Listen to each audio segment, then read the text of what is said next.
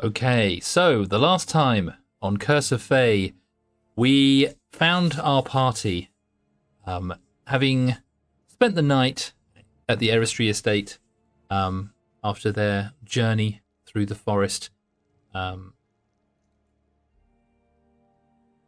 explaining to Johann what they had seen over the last couple of days, taking on the beast that attacked Johann and his family,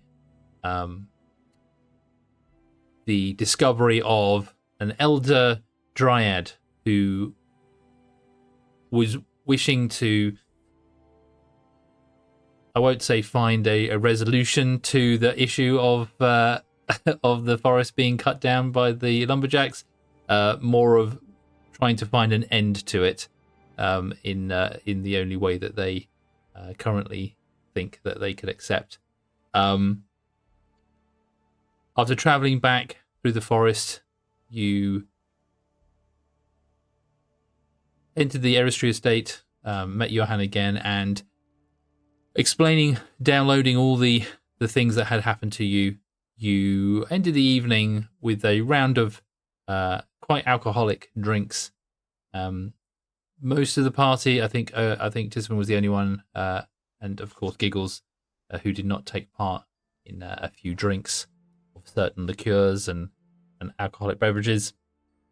And many of you went to sleep that night with a warm, fuzzy feeling, or in the case of Kane, a completely inebriated, almost catatonic state, being laid into bed. And most of you had a pleasant sleep. You had dreams, various dreams of various length. Moira and Amros, you had dreams that were slightly unsettling, but not to the point that they would have woken you. Things on your mind, things that had been brought to your attention over the last couple of days, and just your mind sort of processing all the things that had happened to you. It has been a little while since you've had a decent night's sleep in a safe environment, and although those things were playing on your mind, it didn't cause you to stir. Tisvan, not needing any sleep, you were able to meditate and find peace, and Giggles kept you company during the night. Kane, you had a much more lucid dream where you found yourself in front of a very large, open, mirror-like lake that had an island in the center of it with a large, imposing knight standing on it. And over the course of the dream, not only did you find some possible words of guidance or meaning to you being in the Feywild from your own god, but you had a lovely conversation and a follower, essentially, in your dream, a fawn girl that you had met the probably the same day or the earlier morning of that day, where you had made a bargain that she was able to share in your dream. And although she was maybe not quite as polite or as kind of reserved as you may have liked with your god, or at least the avatar of your god, she didn't hinder you in any particular way. In fact, she did also mention that this lake may perhaps actually exist in the Feywild itself. She gave you a name. I don't know if you remember what it was, but after saying that, you then awoke. Galatea, you had a restful night as far as everyone is aware, and rose in the morning. Yep. Well, except for Tisvan, who snuck in. Oh, yes. Tisvan, after your appropriate amount of meditating, did have a wander around the house. You did some tidying, make sure the place was looked after. You had a little explore in the study that was either Johann or his father's. And there was a few little bits and pieces in there, but unfortunately nothing that really resonated with you. And after checking on the living room, dining room area, you headed down the corridor of the Aerostry estate, looking in on a room at the end of the corridor, and just glimpsing Johann and Galatea just sleeping peacefully. To which you went about your business and returned to your position. And I believe you were saying a prayer towards your god towards the early hours of the morning. In the morning, Sahana appeared, still in her mute ability at the moment, unable to speak with a black tongue. Although her whatever has happened to her, whatever this might be, a disease, a curse, you're not sure, whatever is affecting her doesn't seem to have progressed any further. She still seems to be quite with it. She just hasn't got the ability to talk. Moira, you then woke up, and followed by Amaras and Kane, and you all were met by Johann and Galatea separately later in the morning, and all sat around having some breakfast and discussing the plans, what we would do now with all the various different missions and ideas and people that you've met, about what you would do. What is your next move? There was a lot of conversation around what was possible, and although there were many ideas laid out, it was Galatea who wanted to perhaps solidify a definite what are we going to do? What should we focus on? We've got this to do. We've got that to do. Where are we going? What is our next move? And so the group eventually decided on going in search, or going to question, perhaps just to have a talk, perhaps just to let the Scarletwood Guard know that the spawn of the Chernobog had now been defeated. Before there was talk about heading to talk to Seraphin, who is a satyr, who is either responsible for, or perhaps merely just the owner of the Lonu Mill, which is responsible for forestation in their area, deforestation. The name more familiar to some than others, having had a conversation with him in the market the previous day, but a name that lingers in your mind due to the elder dryad calling for basically their life, to end this feud, as it were, with the dryads, between the dryads and the lumberjacks.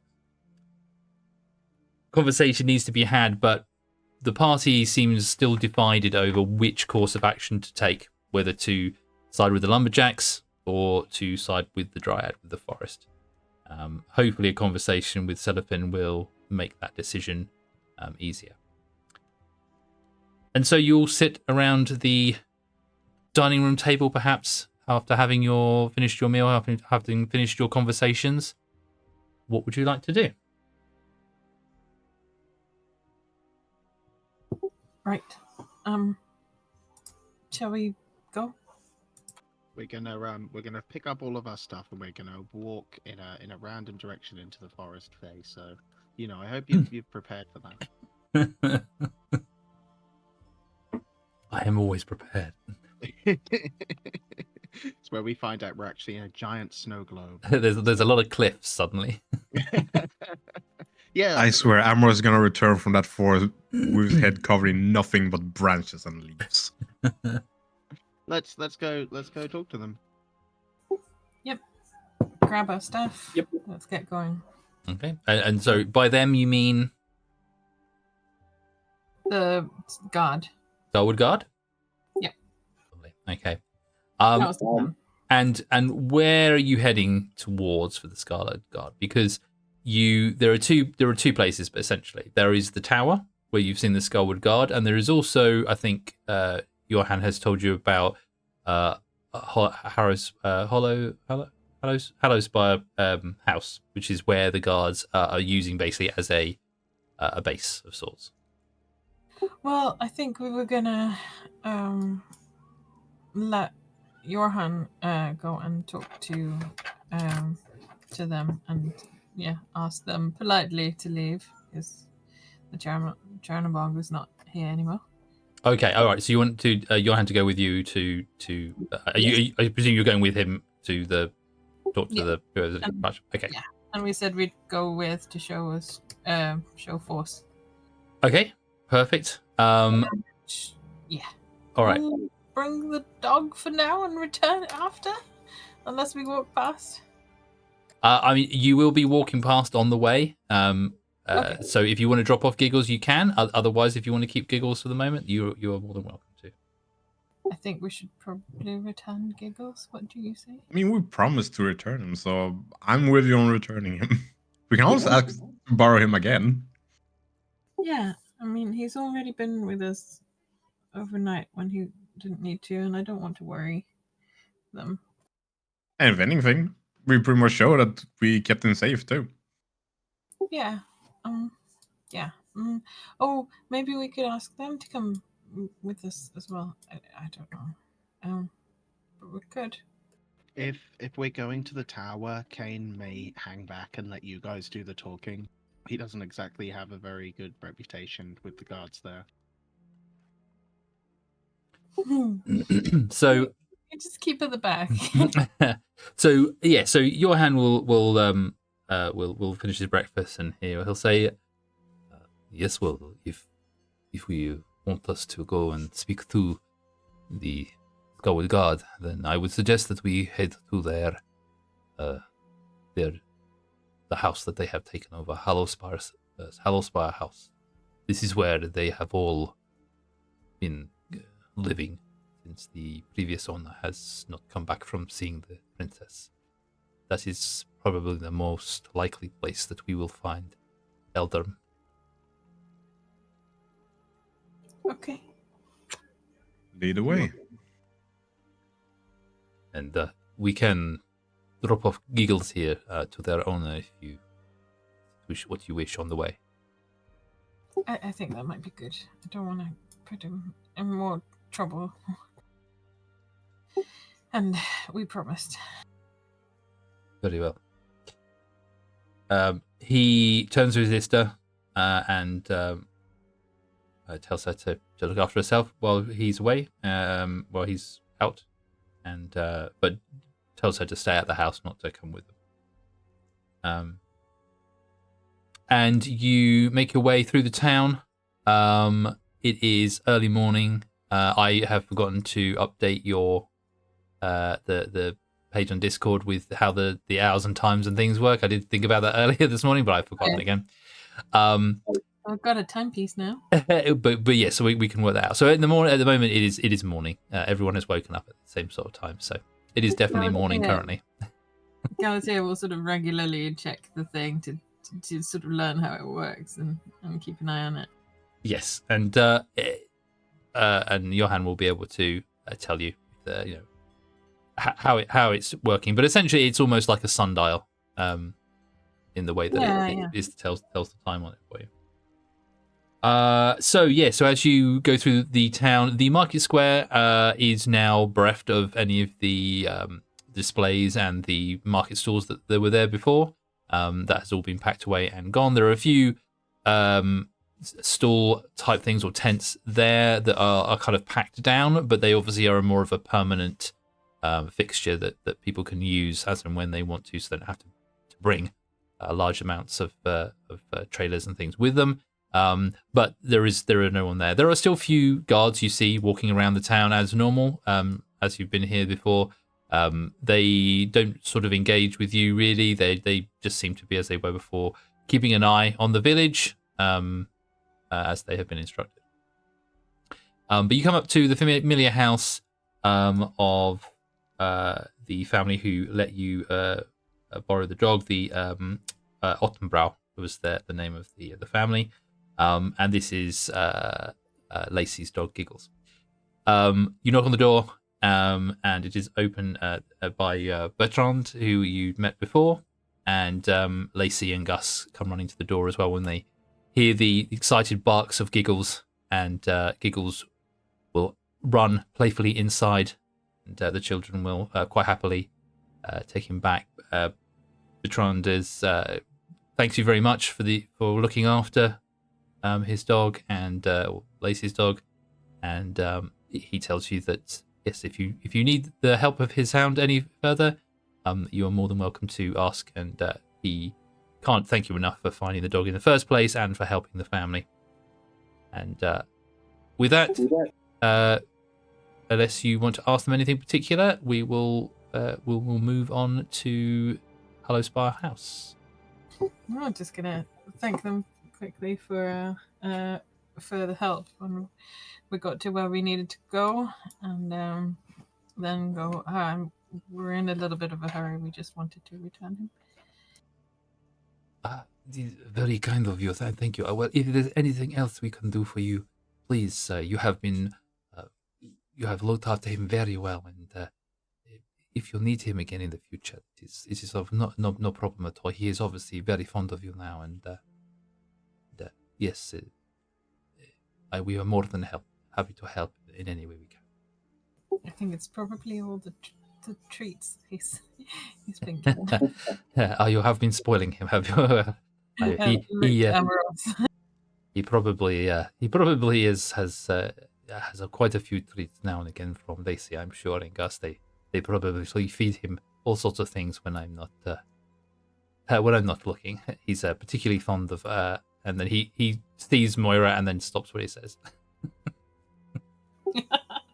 Don't worry. I just fed him some raw meats that we acquired from a butcher. I still have a bit left. Maybe you can give him some lunch, potentially. Oh. He deserves it. He was a very good boy. And Amros also leans down and gives Giggles a bit of a head pat. And Giggles licks your hands and that, and he sort of puts his paws up on you and that to say goodbye, and he can smell that bit of meat that you've handed over to Bertrand as well, and he gets excited from having more of the treat. And with that, Bertrand thanks you again, and Johan is impatient to carry on to confront the Scarwood Guard, and so he says, "It is very good that you have handed the dog back. It is pleasing to me that you are honourable people and you keep your word. It is, I know that you would. It is something that I have come to appreciate with you. It does my heart good to know that good people exist in this world still. So let us go. I am anxious to end this intrusion by the Scarwood Guard into my town." Yeah, that's cool. And with that, you continue. As you go through the town and you start heading up the pathway towards what Johan tells you is Hollowspire House, you notice that there are no guards, or there don't seem to be many guards along this pathway as you're heading along. But the guards that were in town do look in your direction as you're making a direct route towards the house. It has been noted that you are heading towards their camp. And I shall move you all over to the new map. New map. Hey. And hopefully you will move the crows after a little bit. There's a thing on here, and there's an inside. I can't see anything. Are you sure you can't see anything at the moment? Other than that, yes, there is a house coming up there as well. Very good. So, there's a cane over in those bushes. What's that? No, there's a trapdoor over in the bushes. Oh. Um, Nice one. I appreciate it. So, as you are heading up the cobbled stones of the path that you're more familiar with in the center of town, seem to eventually sort of peter out as they head towards this larger building. You notice that it's been slightly more unkempt here for some reason. Going up there, the house itself is one of the larger houses, almost on par with the Eristry estate as well. So it's obviously a house of some importance. If who would like to give me a perception check. Oh, me, please. Anyone who likes to, you doesn't have to be one person. Anyone who thinks that they would be looking around can make a roll. Let's all look. I would if I could. I can roll for you. Thank you.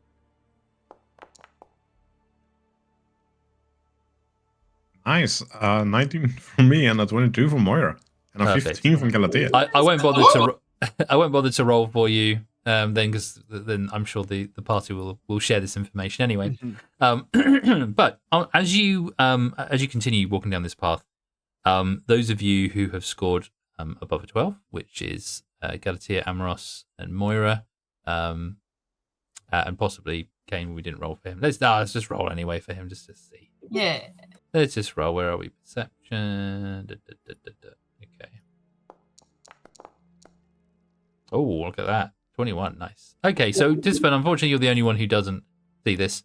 But that may be because you have other things on your mind at the moment. You notice that the cobblestone path leading towards Hallisbar House has the same mix of greenish brown and purple moss growing, much denser. The closer to the house you get, the thicker the purple moss seems to get. And this is a purple moss or lichen that you saw that sort of grew in between the cobbles surrounding the center of town where the well is, and just growing up in between the cobblestones there. But it seems much denser as you're walking this way for some reason. Hallisbar House. This is Johan will tell you as you're walking towards it. Hallisbar House was once the residence of a well-to-do merchant with ties to the Scarwood Citadel, the court of Princess Ylfia. The merchant left some time ago, and he never returned from the visit to the Citadel. But many other people who traveled before the Sundering have not returned and presumed just lost in the Feywild. Perhaps they were cut off when this part of the Feywild was severed from the rest, and they were not able to return.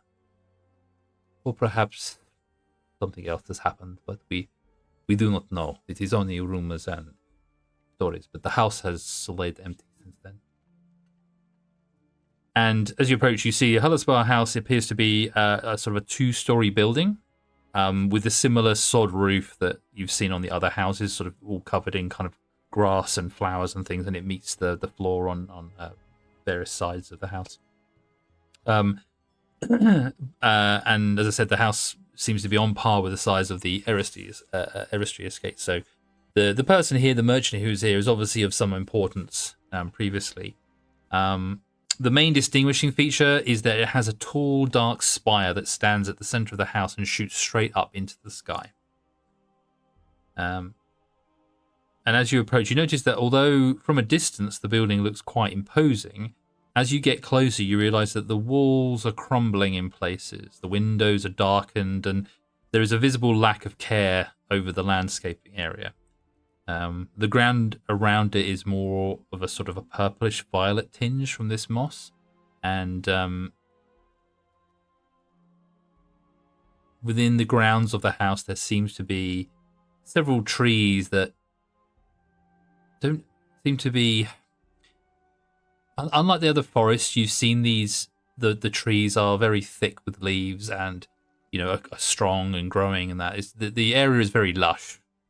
But there are certain trees here that seem not dead, but withered in comparison to the other trees around, as if something is stopping them from sort of reaching their full potential. Perhaps it's just a lack of maintenance. Perhaps it's just a sort of something is they're not getting the nutrition or something in the ground, the soil that they would normally get. But just the ones sort of surrounding the house seem to not be doing as well. They, for a lack of a better sort of term, they're more sort of like autumn in coloration, as if they've come in towards the end of their life.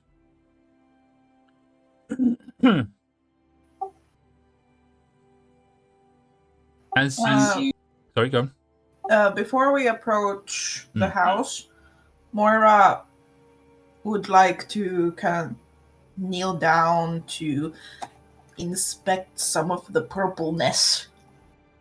Sure, yeah. Smell, touch, everything. Yeah, give me an investigation check.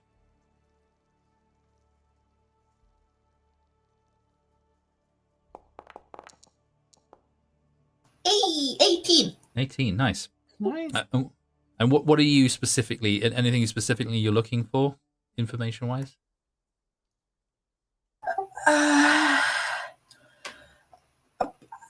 Would it mayhaps have anything similar to do with a situation at home? Maybe? Or just whatever. Why? Why is it purple? What is this? So you take some of the moss, and it's growing thicker here than other places before. And you pick it up and you sort of smell it to try and get a better idea of like what this is. Is this like a natural coloration or whatever? As soon as you pick it up and you start sort of sniffing at it and looking at it, you know that this is not natural. The moss and the grass here has been tainted or has absorbed something that is not natural in its essence.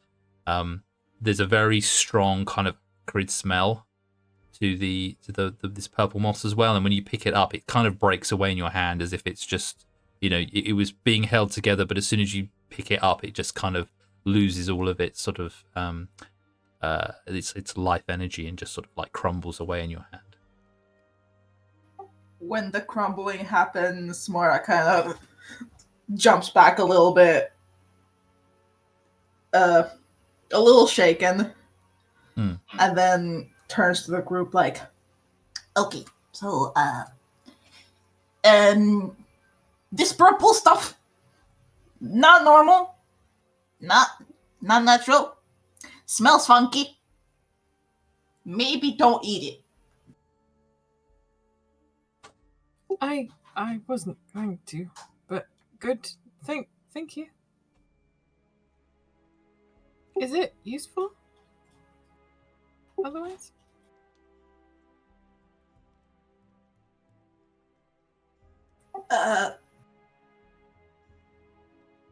I don't like it. Let's go. Okay. You just Sometimes bad things can be useful. Yeah. you just like dust your hands of it and leave the rest of it there. Yep. Okay. Yeah, as you get closer to the front, Johan will turn to whoever's nearest to him and just say, there doesn't seem to be many people around at the moment. Obviously there's a couple of guards there, but it's unusual. It seems very dark and run down. I have not been here for some time. I just left the guards to their own devices, but it does seem rather run down for something being used as a base. I suppose I will find out more when we speak to the guard captain. And he continues to walk up to the guards who are standing in front of the front door. Disvan follows right behind him. Cool. Altair will sort of be near. I stick close to Tisvan. Feels like the safer bet to be close to one of the strong guys. And Yeah, Kane, get over here. yeah, Kane, are you able to move yourself, or are you not able at the moment? Oh, Kane was deliberately hanging back. Oh, okay. All right. He, No he worries. wasn't sure what the group consensus was on coming Altair along. gestures for him to come over. Come on. Okay, considering what happened at the tower, he'd rather keep his distance for now. But if you're beckoning him, Right. You pinpointed the place where you want to go. There you yeah. go. Okay. So, as you stand the guard outside the front there, taking on the lead role, Johan will go up to the guards. As he approaches, the guards stand to a sort of attention, not in any particular sort of threatening way or anything like that, but they're obviously guarding the front door of this building. And he will say to them, I am Johan, I am the Burgermeister of this town. I have come to speak with Eldrum. And the guards kind of look at each other and then back at Johan and say, apologies, I'm afraid the Eldrum is not taking visitors right now.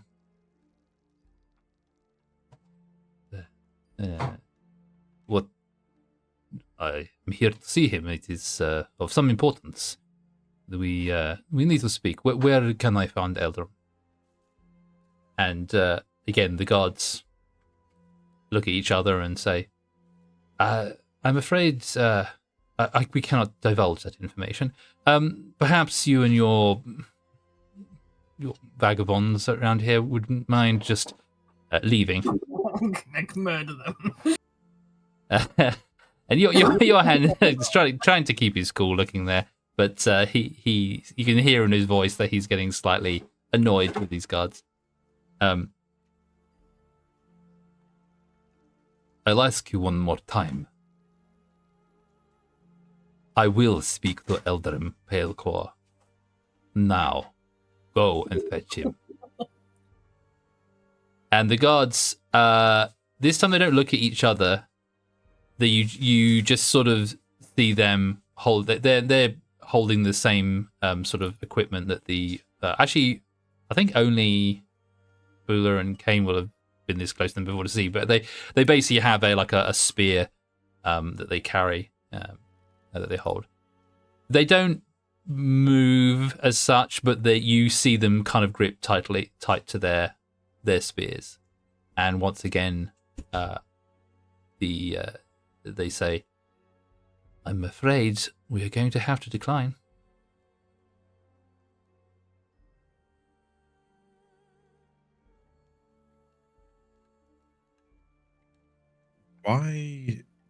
Why aren't we allowed to meet this person?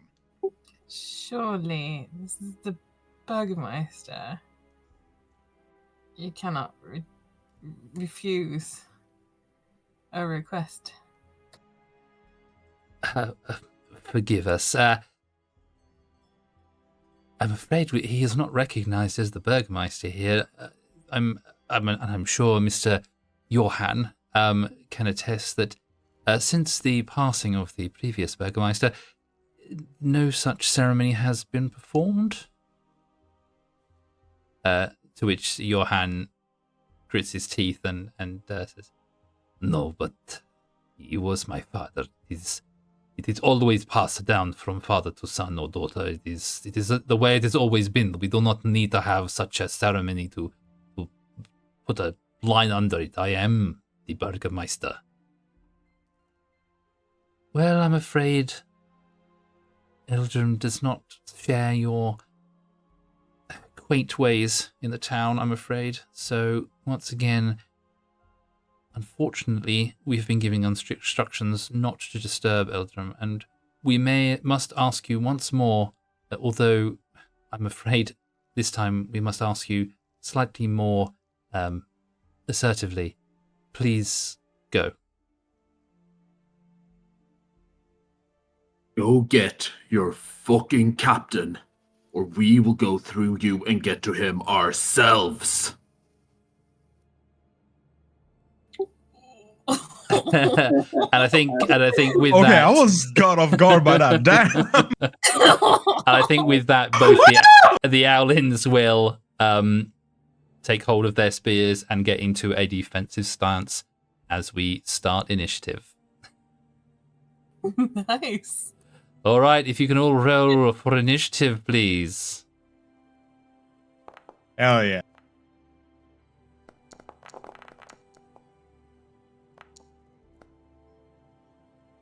Well, there's a lot of dice on the screen. Oh my god, 20s here and there. All right. Oh, I'm not first. As Kane, do you want me to roll for you?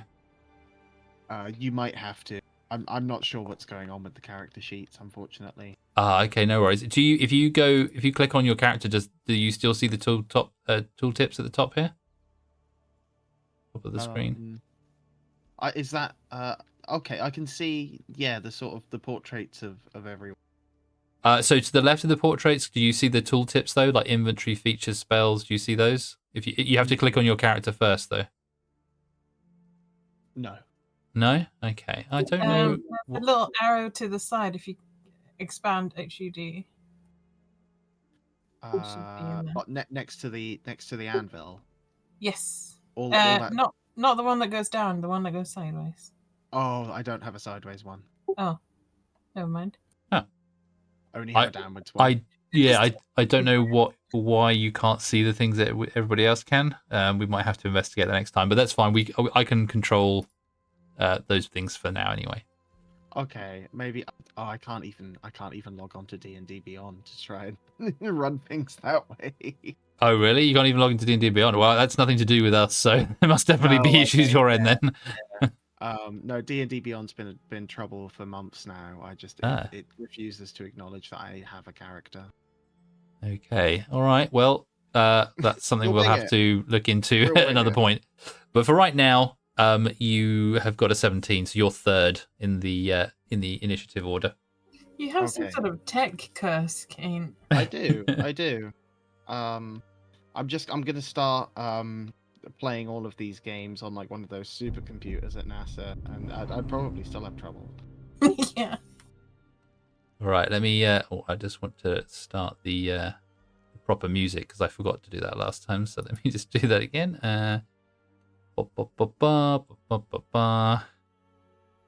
Kids fighting time. Okay, Moira.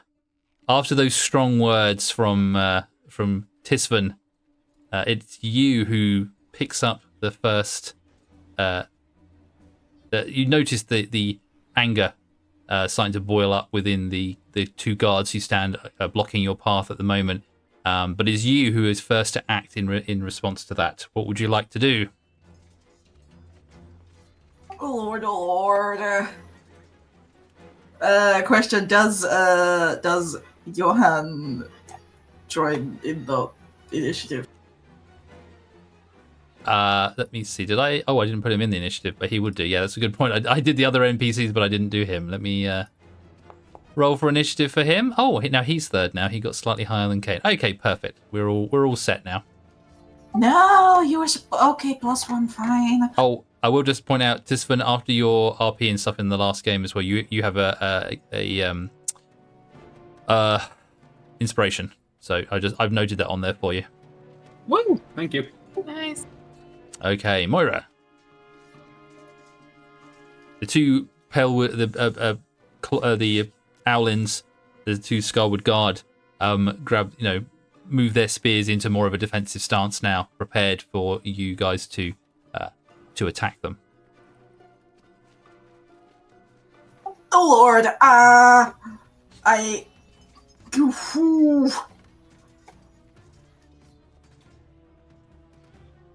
You're gonna have to remind me of the... If I cast a first level spell and would I then still be able to cast a second? I mean, like spiritual weapon, which is a bonus action, but second level spell. No, one spell with spell slot and one cantrip, but not two spells with spell slots. Okay. Oh my god, okay. Oh wait, that is a bonus action. Huh. I understand what's going on. Sorry. No, don't worry. I'm gonna do a Shield of Faith on Johan. Shield of Faith. Okay.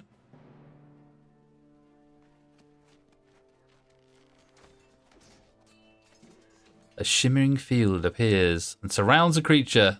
Okay, so he's got a +2. Does it allow you to pick the person from that, or does it? I don't know if that spell allows you to select who it's on. Yeah, it says surrounds a creature of your choice within range. No, I mean like just mechanically in the effect. If it allows Moira to pick who that goes onto. No, it's only the only button here is refund resource. Oh god, that was a lot of noise over the top. I didn't quite hear that. The only button I can click is refund resource. Okay, all right. So like refund spell slot or something like that. Okay. Down at the bottom of the spell, is there a little arrow down? Like, can you expand it? No, it's just open and close. Ah, never mind. Okay. All right. Well then, did you click on the cast spell button? Yes. You did. Okay, and that just brought up the information. It didn't actually allow you to select anyone.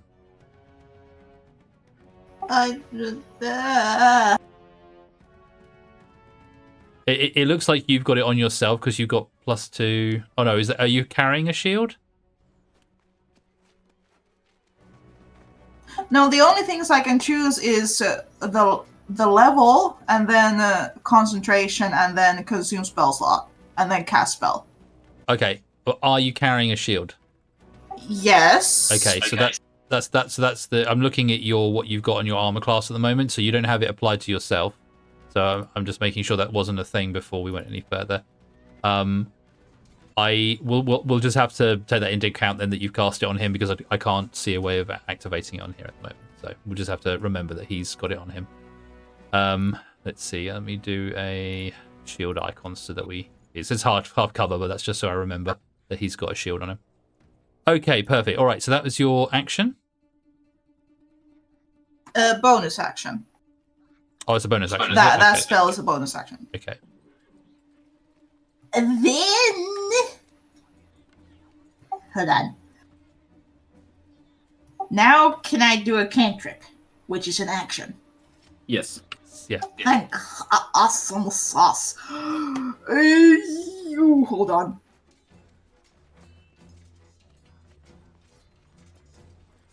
Sorry. That depends if I want to do that.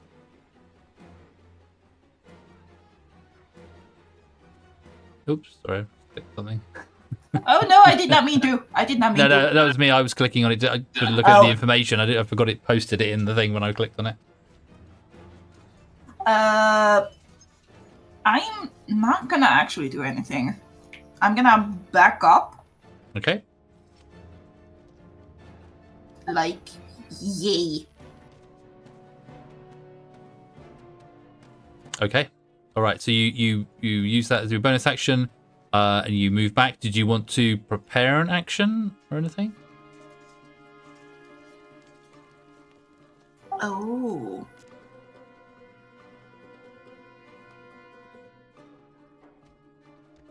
No. Okay. All right. So that is the end of your turn, and we now move over to Scarwood Guard. So the Scarwood Guard sees you after what you've said, Tisfan. They go into the defensive mode. This shimmering shield appears around Johan, and it looks as though that you're getting ready to fight. The Owlin on the left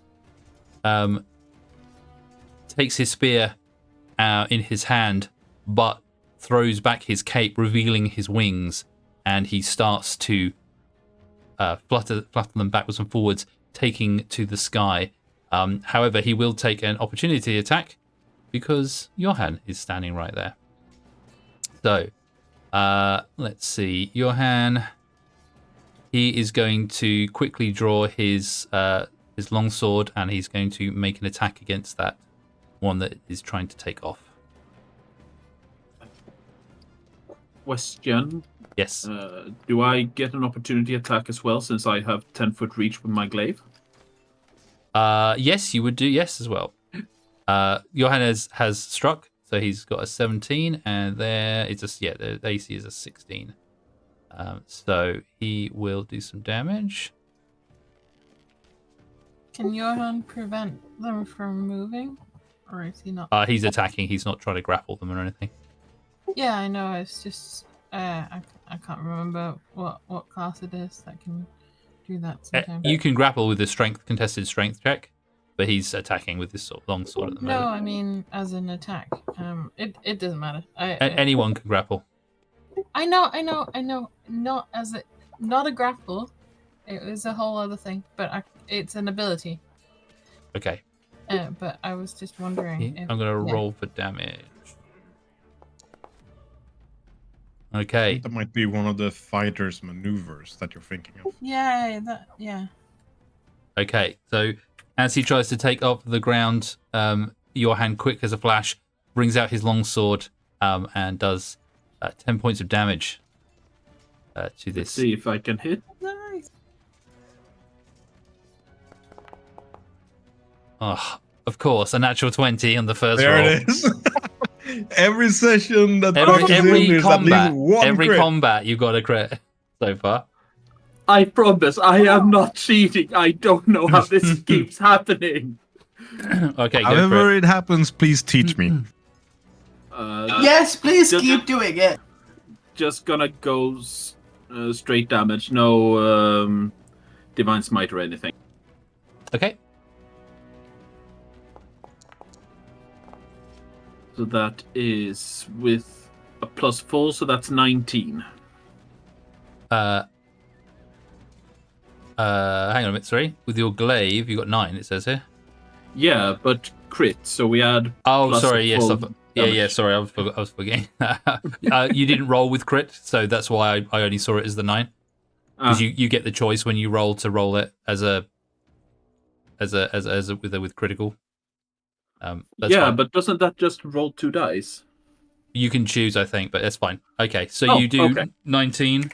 Okay, so as this Owlin tries to take off, he is slashed with by the sword from Johan, and as he is just about to take flight within that 5 feet, Tisfin, you come forward and slice him in or stab him with the glaive, and you just tear the side out of this very tough-looking but very very soft, feathery body of this Owlin, and he is just impaled and instantly dies, falls to the ground dead. I would be impressed if the avant-garde Whoa. doesn't fucking panic in this situation. But that was his turn, and he is now dead. So Turn from a 2v6 to a It's- 1v6. it's now- Good luck. it's now Johan's turn, and Johan looks at the other pale guard, who, yeah, it's difficult to tell what the expression is on the owl's face, being that they have a beak. They're not quite as easy to read, but I think Johan in this moment senses a slight fear and surprise that his partner has just been dispatched so easily, and Johan looks at this guy and says, "It would have been much easier for you just to let us in." And he will attack this little guy.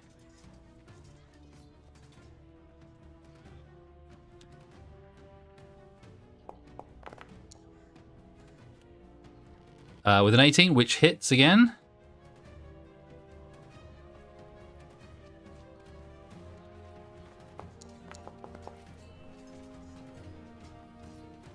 Which is sorry, I didn't know if you. Oh no, it wasn't your turn, was it, Tisman? Sorry, I was suddenly thought that I'd stopped your turn before it was you decided to do something else, but it was only a reaction, wasn't it? Yep. Okay, so he slices out with his long sword. The owlin jumping back a little bit this time, not letting the full strike of this sword that just helped slay his partner, but still winging him, causing 6 points of damage to him. Let's have a little look. Think. Yeah, and then he is going to follow up with another attack, but this time with a short sword that he has at his side. And he gets a natural 20. Jesus Christ. This is a good first combat with these two squishy guards. Oh, I've rolled just the normal one, damn it. I'll roll that again. I'll roll another one. Oh, no, I don't need to do it. Anyway, okay. Oh, didn't that... What did that not come up in the... Oh, was it just another 6, was it? Okay. So that's 6 plus... I rolled a 6, didn't I? So that's 12, another 12 points of damage. And, oh, not to Johan. Whoops. Taking the points off the wrong person. He doesn't need to die. Right, let's try that again. So, first of all, he lost a 6, and now he's lost a 12. Okay, and with that, quick movements, fluid movements, Johan dispatches the second owl with his sword and then stabbing forward with his short sword. What? And that is the end of the combat. Damn, we didn't even get that turn. Nice. That was so Honestly, much quicker With the than way we my thought. character sheet is looking, it's probably for the best. Yeah, these two guards are not as strong as you thought they might be. They having leveled up a little bit, you guys, since the last time that you might have run into them at level 1. These guards not so much of an imposing threat, and unfortunately, both these guards are quite easily dispatched and lay dead on the floor.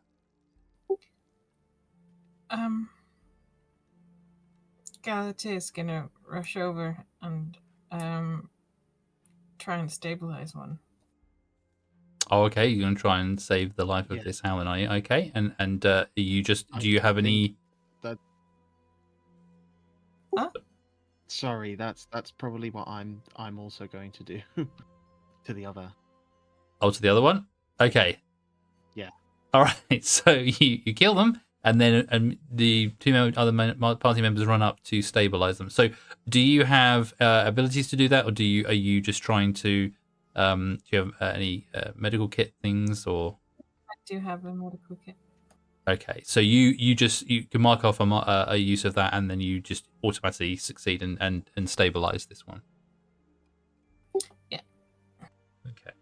You might have to mark it off for me, but I do have, I believe, healing word prepared. Healing word. If I'm able to use that. Yeah, let me have a look in your thing. Spells.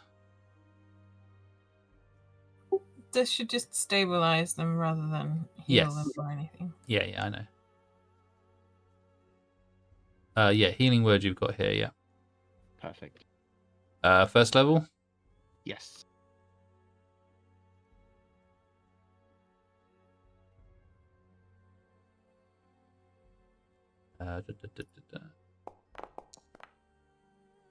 Okay, so he heals 5.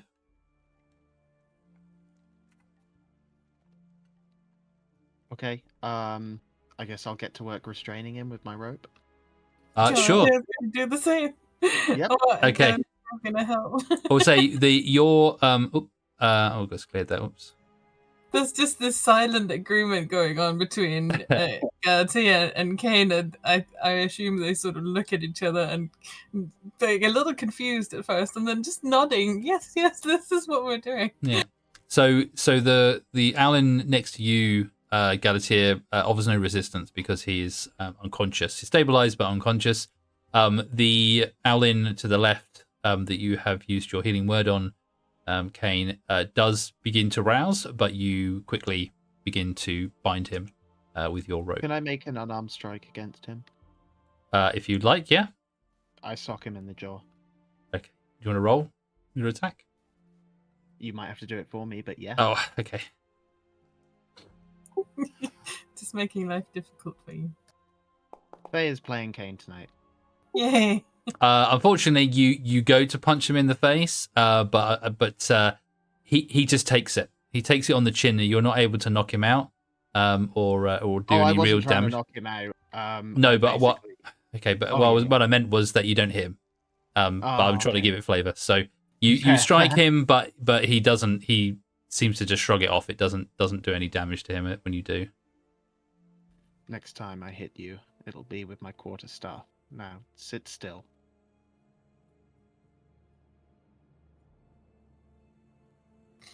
I don't know if I'm comfortable outright murdering these, but I don't want them going anywhere. I don't think that murder is necessary right now, unless they give us a reason to. Subduing them, yes. Killing them seems like a step too far.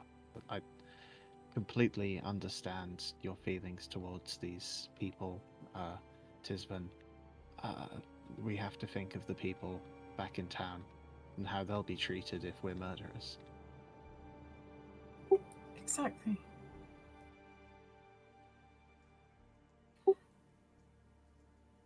Galatea is going to turn to the one that's conscious.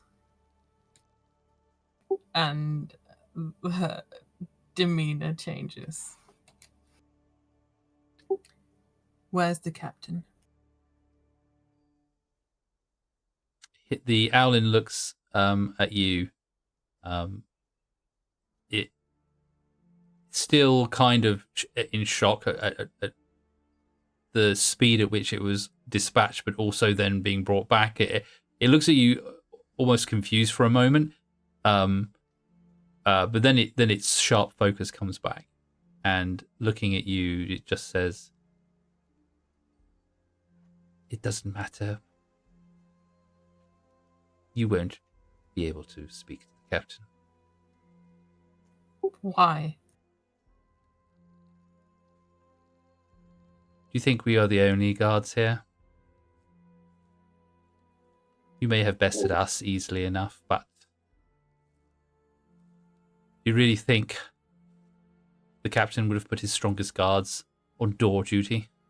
I think you underestimate our resolve.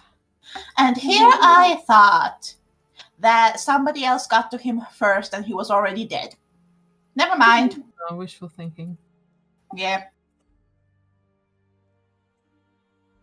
Moira says that fully out loud. Nice. Right. Galatea's going to start taking their stuff. Should take what, sorry? Amos is gonna try to No see if he weapon. finds any I can't- keys or anything on the other one. Okay, what were you saying, Galatea? Galatea's going to take their stuff, their weapons and armor. Okay, so they don't have any armor on. They only have the spear. That's fine. Just remove that and check their pockets for any keys or anything useful. Okay, so give me an investigation as you go through their pockets.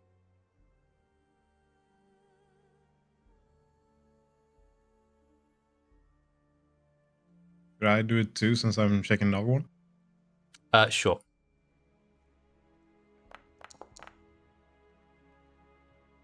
Ooh. 17. 17, okay. And That's one. one. Kane, this is for you. I'm the balance to freaking Tisvan. See, when crit succeeds, I crit fail. That's just perfect balance, isn't it? Okay, so you both go through their cloaks that they're wearing. They don't appear to have any armor on, and they don't appear to have any pockets really as such. And in the thing, all they seem to have on them is the spear. They don't seem to have any other items on them at all, which seems strange.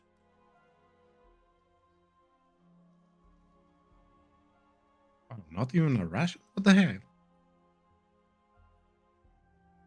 Does anything weird happen when we touch them?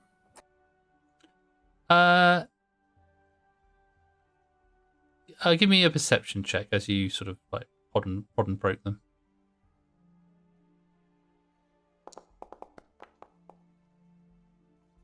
16. 16. No, you sort of pod and probe them. They are fluffy.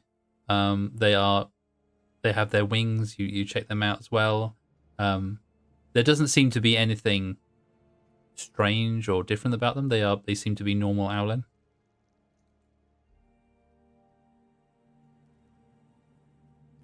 Okay. Right, we better get these guys out of the way, and I think we should step inside quietly. I suggest we at least drag them away from the door, maybe hide them in the bushes or something. That's what I meant. Yeah, good. Yes.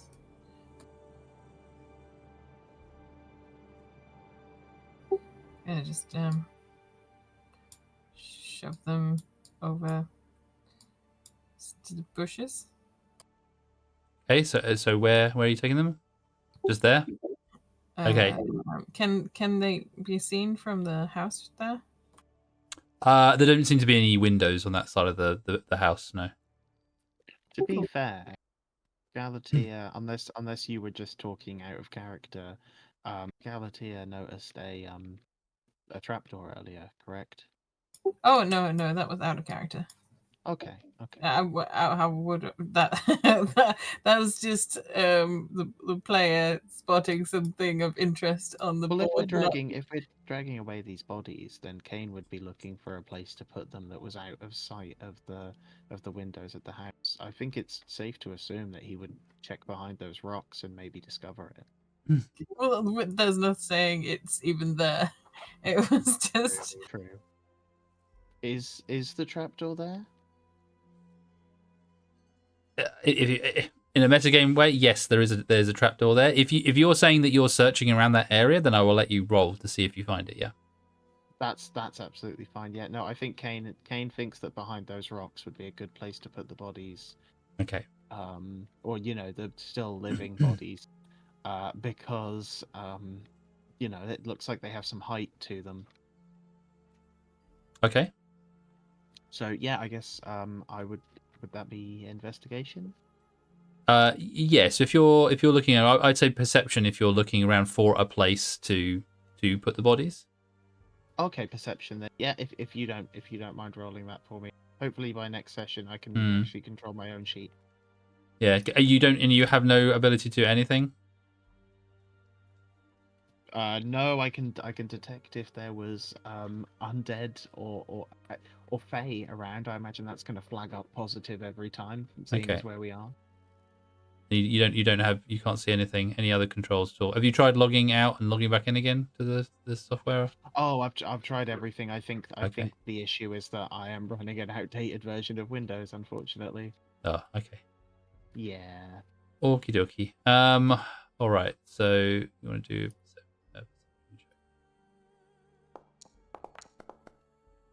natural 1. So that's 3. So you have a look around and looking at the bush. There's lots of bushes. You could probably put them in one of those. You think nothing particularly stands out as a great spot to hide them. So Kane just kind of like watches where Galatea puts her hostage and just goes, yeah, good enough. Tosses him next to the other guy. Okay, so he's still conscious, so you chuck him in with the unconscious body of the other guy. Oh, if he's still conscious, can I gag him with something? Yeah. Have you got something that you can gag him with? Um, I was probably, maybe. I was gonna say that before they drag the conscious one away, Tisvan will take some of the conscious one's cloak and just gag him with that. Okay, sure. Yeah, you can use that if you want to gag him with that.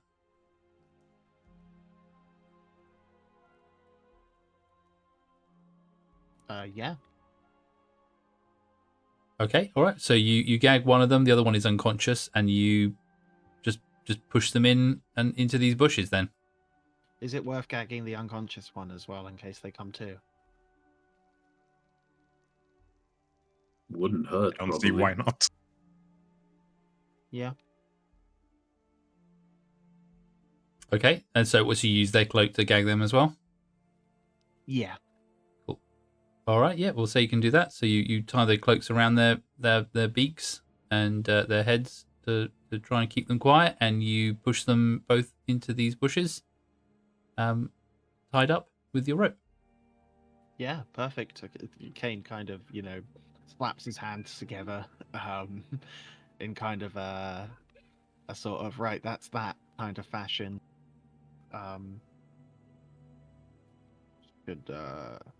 Could we carry on? Maybe in a more stealthy fashion. And if that's the case, you're going to want me to hang back. My armor is anything but quiet. Same.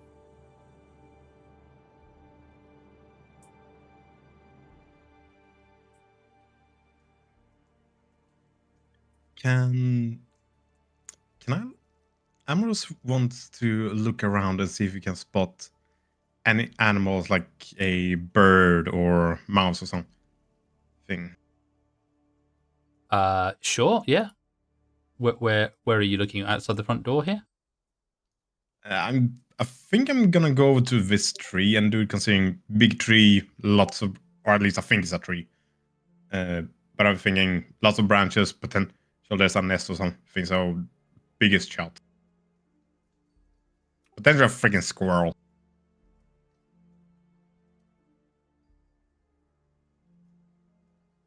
Sure. Yeah. So you're just gonna use a perception check, yeah, to have a look.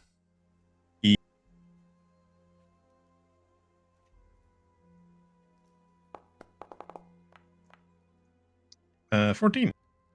14.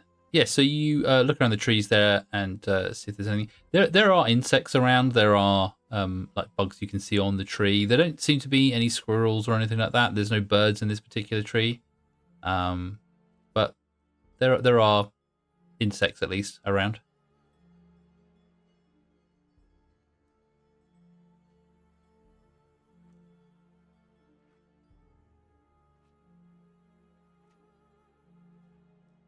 I might as well give it a shot. I don't know if it works with insects, but I mean, speak of animals. Okay. So he's gonna pretty much look for, or just pick one random insect and just go, pardon me, I want to ask, do you know a way into this house beside, or this building having this door? Do you happen to know if there's another door or something alike that leads into this house? So you cast a spell and you have to. We'll say there's like sort of a beetle or something going on the crawling on the outside, and it stops, and it sort of, this little mandible sort of like go backwards and forwards, and it sort of looks towards you, and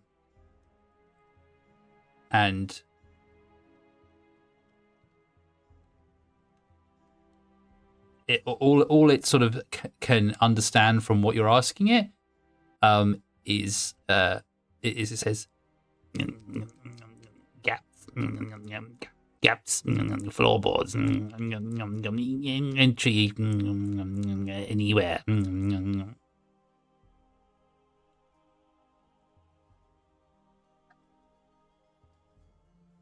Which you kind of understand that to be that from a beetle's perspective, it can enter anywhere that there is a gap.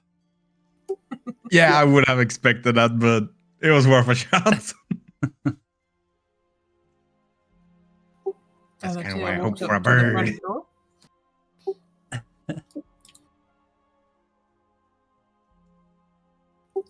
Looks back at the others. Are we ready? Yeah, Johan will Yes, join we're you at the going. front door as well, and it's a large, heavy-looking round door that stands at the entrance of the Hull Spire. It's almost like how the Hobbits' houses have those big rounded doors. It's like that, basically, in the sense, just a solid-looking door. However, it appears to either be locked or barred in some way from the inside. Oh.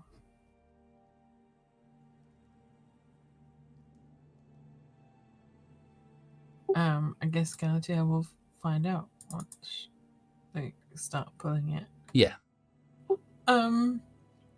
Cool.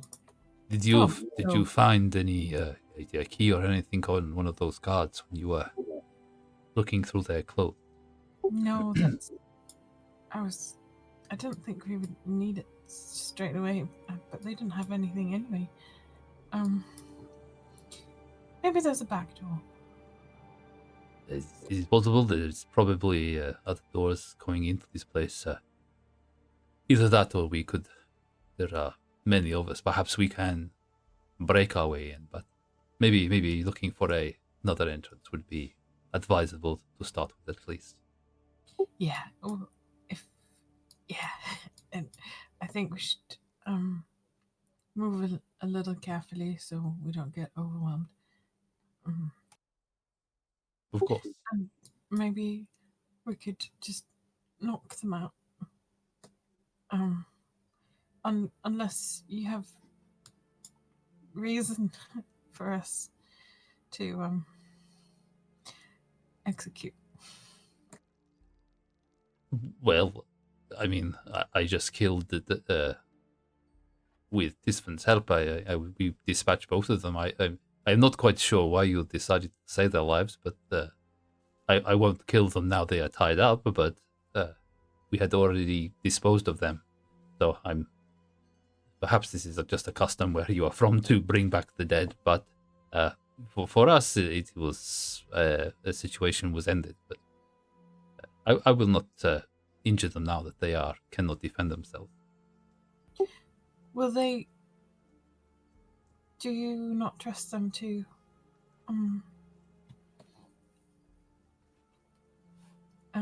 stay away after?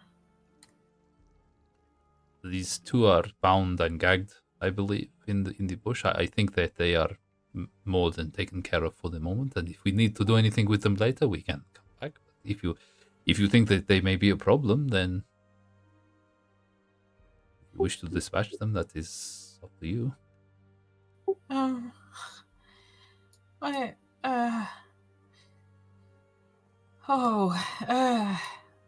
This place has a whole other set of morals that I'm used to.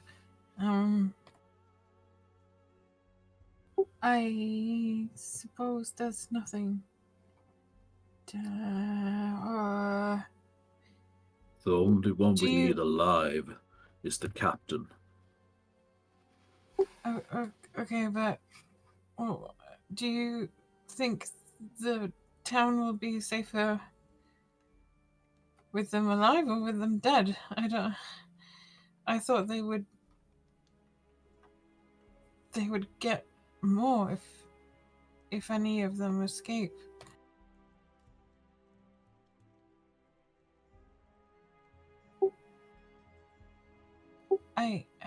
If you are worried about them escaping, then we either bind them more or we dispatch them. But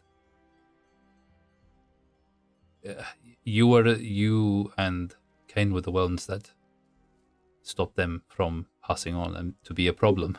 So if you wish to do anything more, it is up to you. Their lives are in your hands. Yeah. Shit. Let's look for a door.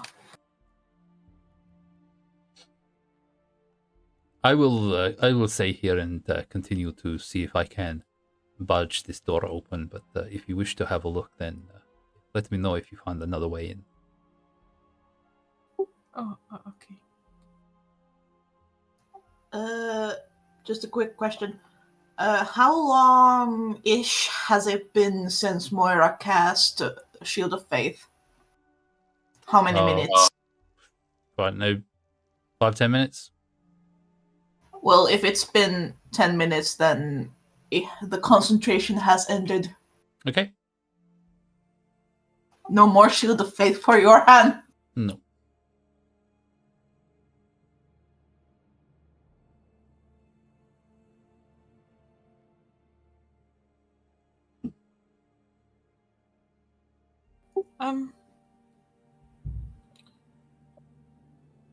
What do we do? Let's walk around, see if we can find another way in somewhere. Okay, let's be quick. I'll go left. You go right, Tisman. Sounds good. Should some stay here with your hand? I'll go with this one. I can go with Kane if you stay here, Moira. Okie dokie. Just let me know if you need me to stop moving my token at any point, Faye. Sorry? Let me know if you need me to stop moving my token at any point. Otherwise, I'll just keep going around the building. Okay, well, we'll just stop on each side, and then I presume you're going to be investigating, so just don't continue to walk around the entire building, otherwise I can't tell you, like Amros is doing currently. All right, so... Okay, so as you walk around the side of the building there, Kane, the side of the house seems to have the similar kind of bushes sort of growing up against the side of it. So if you're looking for any other entrances or anything, give me an investigation check. Okay. I shall let you roll that. Okay. Both of us, or just If Kane? you're sticking with him, otherwise it looked like you were carrying on somewhere else. So if you're sticking with him, then you can make a roll as well. I mean, I would think we're walking together at least. I just move my character further ahead. Yeah.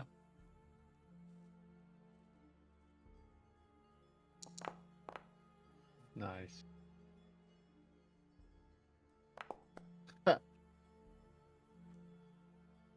Okay, so you look around, Kane, and you don't really notice anything. The bushes have grown up over the walls, and nothing seems to be super obvious. However, Amros, as you're looking together and Kane is about to move on, you do notice that there's a small side door that can just the corner of it can be seen behind an overgrown bush about here.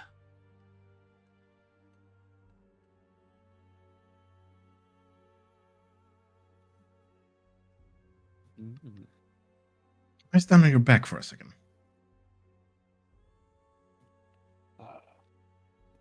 What is it that you've seen? I think I spotted a door. I just need to get a better look above the bush. Oh, I see. Do you need some assistance? I just need to get a little bit higher up. Well, and I guess Kane drops down to like, to his knees, his hands outstretched to kind of try and give a boost to Amoros.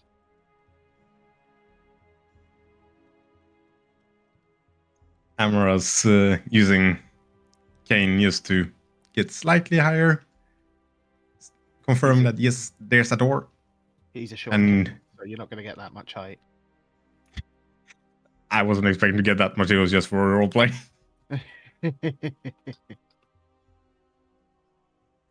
Okay, looks like we have a side door. Yeah. Should we continue around the whole thing or run back to the others? No, we'll continue on, and we'll let them know what we've found when we meet up with them at the back of the building. That's good. Okay. All right. So you guys continue to walk around the building. In the meantime, Galatea and Tisfan, you have a look around as you're going through. The bushes on this side where you've placed both of the Owlin guards seems to be quite dense. Going up the side of the building, almost towards the roof, seems to be completely covered in this this growth of this bush that has got wildly out of control over the years that has been unattended to. As you're walking around, however, you do see other areas that of like rubble, as if some sort of, perhaps there was an outbuilding here before that has collapsed over the years. More bush grows on these stone walls as well. But give me an investigation as you're looking around.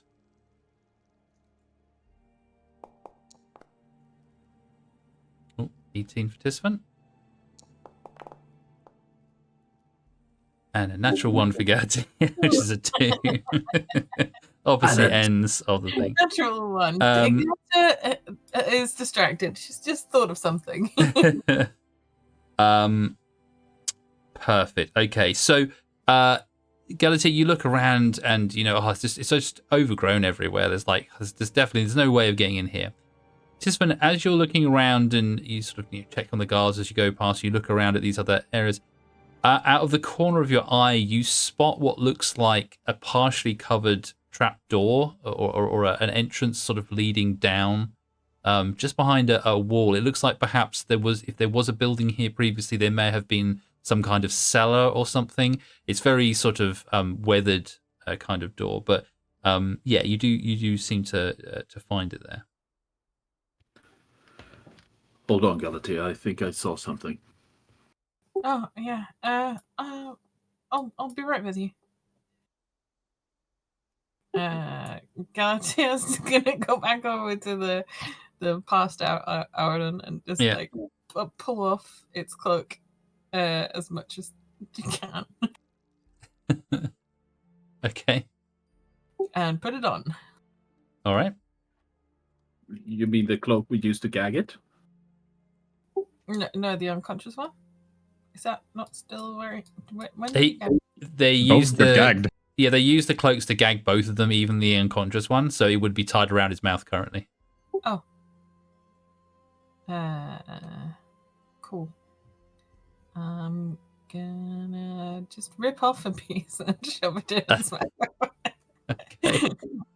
So you're just ripping off a piece of his cloak and pushing that in his mouth instead of. Yep. Okay. Yeah. All right. I'm still grabbing the rest of the cloak and putting it on. Okay. All right. So. Him on it. So yeah. So it's a kind of cloak with a hood on the top of it. But you tear off a little strip off the bottom or something and just shove that into his beak. Even though he's unconscious, you shove that piece of material into his mouth so that if he does wake up, he'll probably choke. But he's will be muted. Totally fine. He's fine. Cool. So you do that, and then in the meantime, Tisfan, you found a sort of a partial trap door that seems to be it was hidden sort of around this corner here, but you managed to have seen it out of the corner of your eye. Tisfan will attempt to uncover it and try to open it. Okay, perfect. All right. So as you go, you can clear it off, no problem. It's actually now that you move the sort of like bushy bits sort of on the top of it, they come away quite easily. They're don't seem to be attached to anything. They're sort of also almost sort of like placed there over the top, possibly to hide hide it underneath there. But they're not actually bushes that are growing from the ground. They're just bundles of leaves and things that have just been placed on top of. When you go to pull the handle, you find that it is locked. Shit. Okay, this is a no-go for now. But so I guess we'll report it to the others that we found it at least. And then Tisva will Sorry, what did you find? go back there, meet up with Galatea. I found a trapdoor that was covered by some bushes that didn't seem to be attached to the ground for some reason. But the trapdoor's locked. Oh, okay. So, we continue? I think it's for the best, at least. Maybe we'll Okay. meet the other two on the other side. Galatea finishes putting on the cloak. How do I look? Like an asshole? You don't really look like one of them, but maybe that's because I already know it's you. I don't know. It's worth it to catch them off guard. Maybe. Okay, let's go. Let's go. Okay, and you both continue to walk around the side of the building. We'll In wait at the corner. Okay. In the meantime, Johan is looking at the front door, and he turns to you, Moira, and says, "Moira, I don't want to assume, but do you think you might be strong enough to help me break this door down?"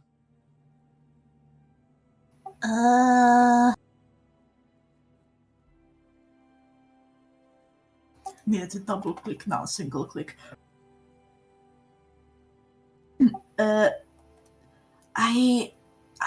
am not very physically strong, but let me see if I can listen in.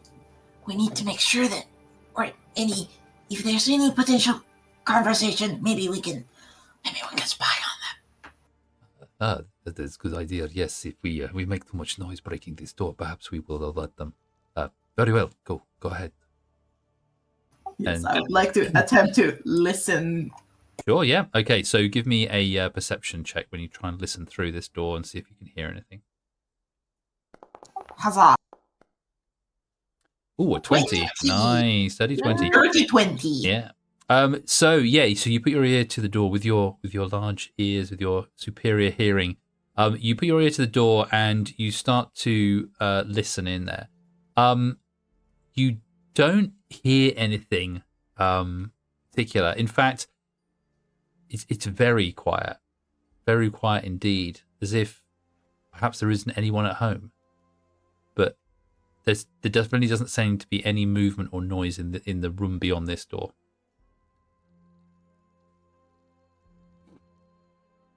I can't hear anything. Well, perhaps they are deeper within the house. I imagine that the house is pretty big. Perhaps they are not in the entrance. Maybe. I guess I can try and barge this door myself. Let me give me a try. Let me see if I can dislodge this. If I had a drink this morning, I probably would have felt a little bit more. Okay, let me have a go. And he will attempt to shoulder barge this door.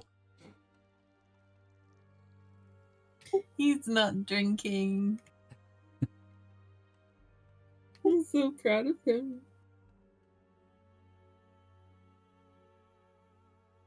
I don't know. Where's why can't I? Oh, there.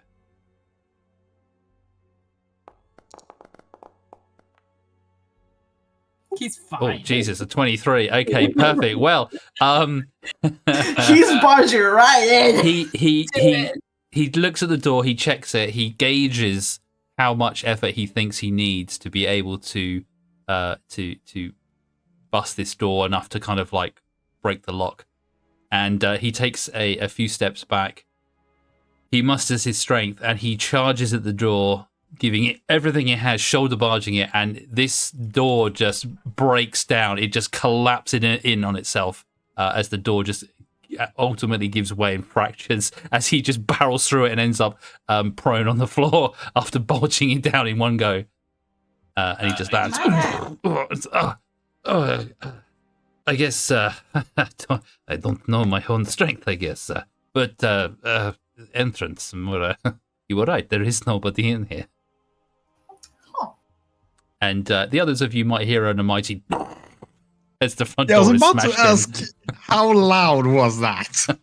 Well, it's just here. Say you guys heard it as he shoulder barged the doors. What the hell? We need to go Ambrose back and is check on gonna the exchange others. a look with Kane and let's head back. No. I was hoping that they'd wait for us. This one will charge back, not sneaking, nothing, just Yeah, Just sort of running absolutely back out of the Yeah. area. I mean, it wasn't like super Right. duper loud, but it was loud enough that you heard something and went, "Oh, what's that?" As Hey, you this is came. a stealth mission. I just went like, nope, fuck this, door down. Hey, you left your hand to his own devices, and that's how he was trying to get into the door. I get the feeling We at left this the moment mouse that, to do one job. our quest Hey! for a secret entrance was in vain. I mean, it's not secret, but it's an entrance. is Yeah. everything all right? Yes. The door just we managed to open it. I listened in. Nobody here. It's fine. I'm just looking at the splinters of the door going, yeah, opened or destroyed? What's your definition? Okay, we better ready ourselves in case anyone comes in. So, quick. Ispan pulls his glaive back out, holds it at the ready in case of, well, enemies. Okay. So as you enter into this room, the entrance of Hellespire House seems to have been like the outside had fallen into disrepair. Looking at the interior of the room, you can see carved wooden beams and remnants of finely painted walls that have now faded and marked over time.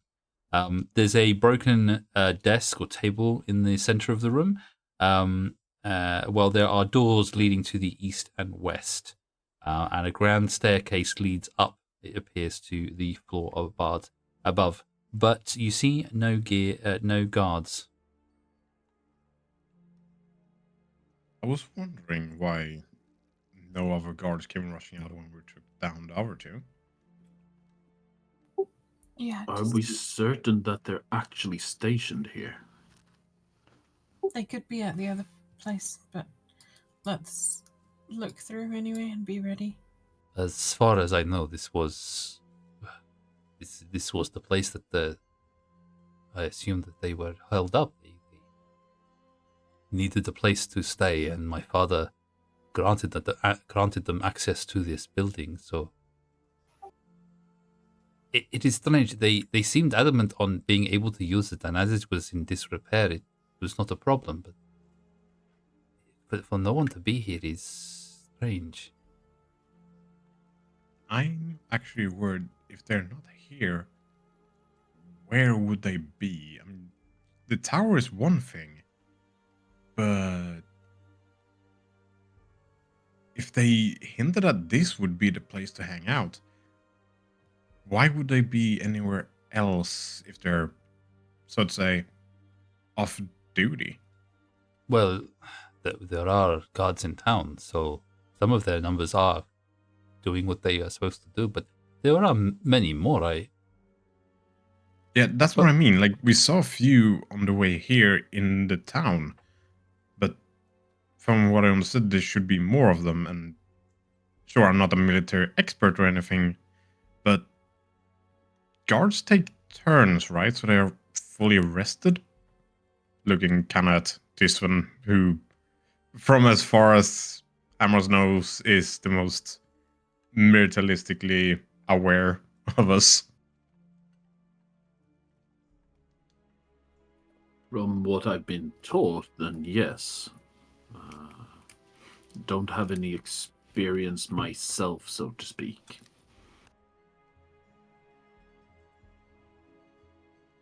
Okay, which way do we go? Let's see what we can find. Maybe hold your ear to one of the doors and see if you can hear anything. Oh yeah, I'll listen to this one.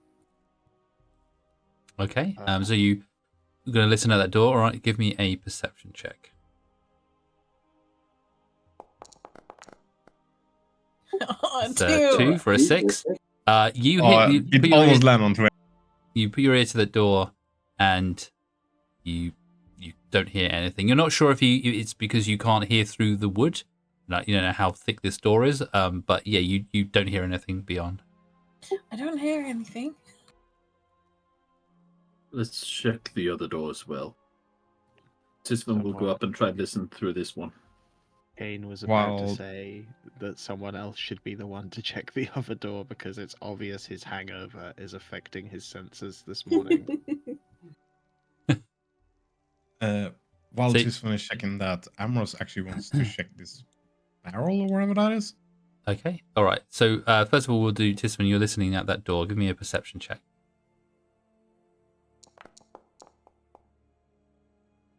An 8. You put your ear to the door, and you listen for a few moments, but yeah, you don't hear anything. Can't hear anything here either. I kind of want to, because I'm thinking these are stairs going up. They are, yes. I would like to not start going upstairs, but like maybe like halfway through these. Try to see if there's any noises coming from the upstairs. Right. Okay. Yeah. So yeah, if you want to give me a perception check, then from as you sort of put your head round the stairs as you're looking up, or just putting your ear around the corner to see if you hear anything from further up down what looks like a stairway that ends in a hallway. Nope, and that's 2 for a 6 as well. So no, you hear nothing. Nobody hears anything from anywhere at all. The house is silent. We all got deafened from Jorhan's barging through. Nothing from upstairs either. Okay, which way do you want to go? I mean, this should lead outside. I don't know why. Maybe there's a hallway or something. Maybe we should clear the ground floor first before heading up. That's a good idea. The way I'm standing, or where Galatea is standing? I'm just going to open the barrel for now. Oh yeah, sorry. I'll do that first before we decide which way we're going. So yeah, give me well, are you just listening to the barrel, or are you trying to open the barrel up? I'm opening it. I want to see what's inside. Okay, perfect. All right. So yeah, give me an investigation then as you open up the barrel to see what's inside it. Fully expecting an explosion. An 11. Okay, so what are you using to open this? Are you using a weapon, or you got a tool that you can use? If it's stuck, then he's gonna use one of his daggers to see if he can pry on the side to loosen the lid. Sure. Okay. Cool. So you use your dagger and you stab that into the air. It's not a tool that you would normally use. It would be more like a crowbar or something to kind of get these lids of these lids off. So I actually have a crowbar. Oh, do you? Well, I'll say then if you've got a crowbar in your inventory, then probably you would use that before your dagger. So go ahead with an 11 and a crowbar. I was so sure that I didn't have one, but yeah, there I thought, well, wait, I actually have one. Woo! Perfect. So yeah, you do manage. It takes you a little bit of effort to try and do it. It seems to be quite tightly sealed, and it's not something that you're used to doing. But you get the crowbar in there, and you do pop the containing lid off. When you open it up, you find that the majority of the barrel is empty. There is a very small amount of a brownish liquid at the very bottom. But again, it has a very sort of acrid smell to it, almost like a vinegar.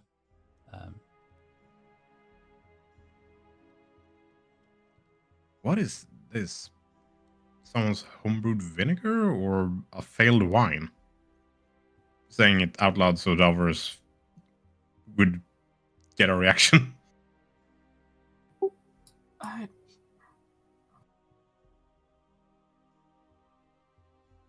Which way do you want to go? Could possibly be wine that has gone bad, maybe. But for that, it would have to be unused for a very, very long time. I don't think the barrel is important unless someone's hiding in there. Let's keep going.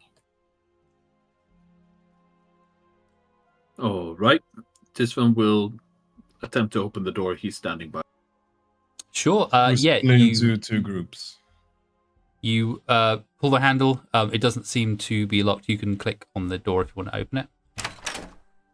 Okay. As soon as you open the door, you hear the twang of a bolt get released from an owlin who has a crossbow aimed at the door, waiting for someone to open it. And it fires out towards you. Can you give me a dexterity saving throw, please? Oh, God.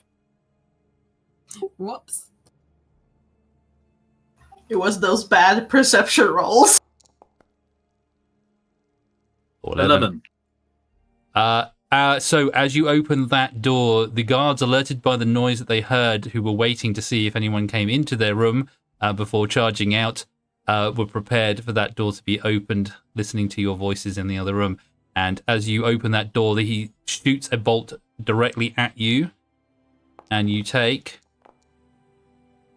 11 points of piercing damage as this bolt goes straight into your shoulder. Holy fuck. And the guards all there. Oh, the rascals have got themselves inside. Quick, to arms, men. And we will start initiative.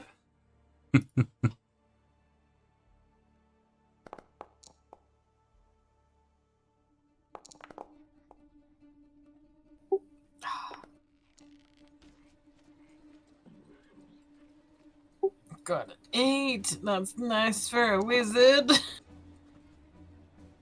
But here comes the low rolls. Why? You have to be better than this. Oh, at least the guards are not great.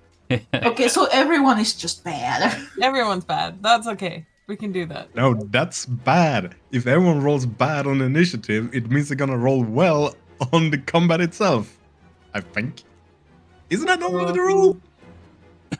We need to roll for Kane as well. Okay. Damn it, roll your own dice. God, you're so lazy. Okay. I think your hand. Your hand as well. Yep. Your hand's right at the top of the leaderboard. Look at that. Perfect. All right. So we begin combat. Johan sees you, Tisvan, taking this bolt and getting shunted back as it pierces into your body.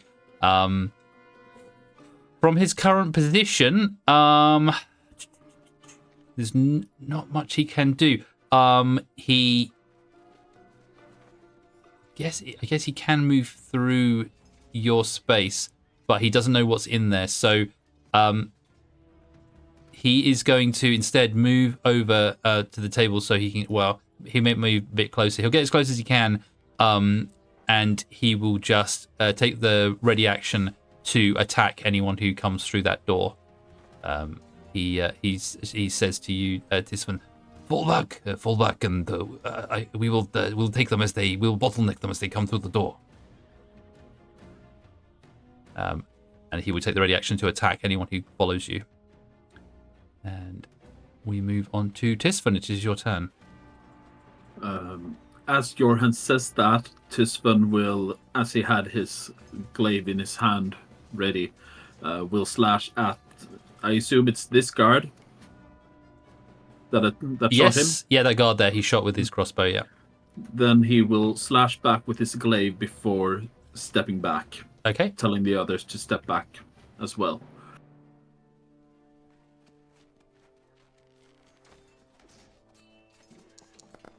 Let's see. 24. 24. Yeah, you definitely hit.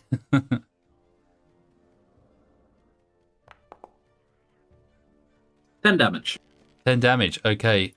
So as this owlin shoots the bolt out, you retaliate, swinging your glaive, and with your additional reach, while this owlin is trying to reload the crossbow bolt into his crossbow, you slash him down the side, making a huge wound in the side of his body, and he starts to bleed profusely. Then Chisvan will step back over here. Okay. So he can still reach anyone that comes through the door. Perfect. All right, that's the end of your turn? That is my turn, yes. Okay. Kane. Okay.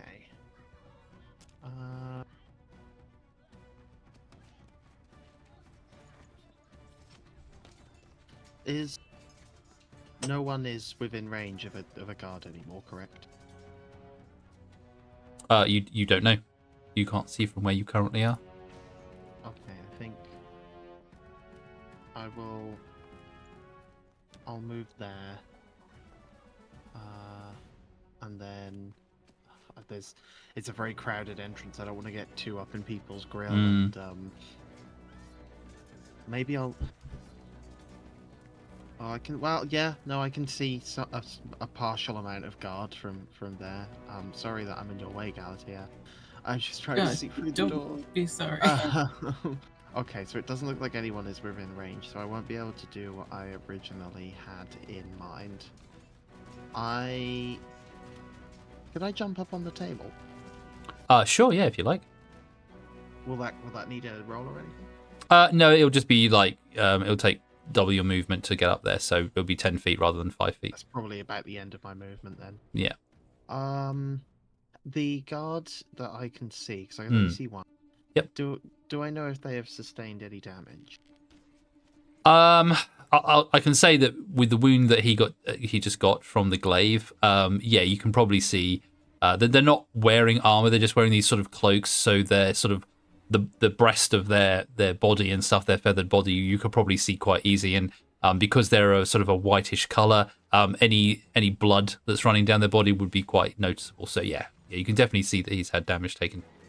Fantastic. I'll toll the dead, please. Okay. Do I have to make a roll for that? Yeah, I think it's wisdom. You might have to look on my sheet for me to find out what the okay. DC is. Yeah, let me have a look.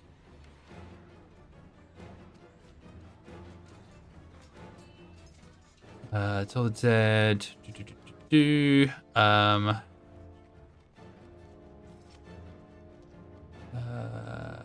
say on there?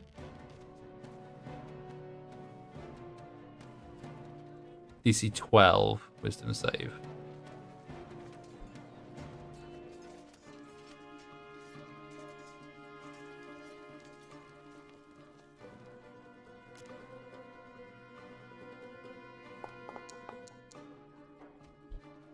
Three.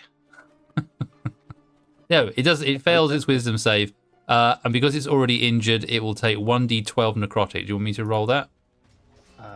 No, that's okay. I should be able to roll it from the chat. Okay.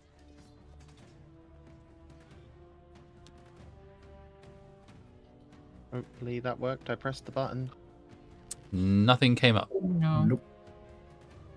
Okay, you may have to do it for me. Then. Okay. Sad time. Damn it, Kane. Right, let's roll a d12. That is a 2.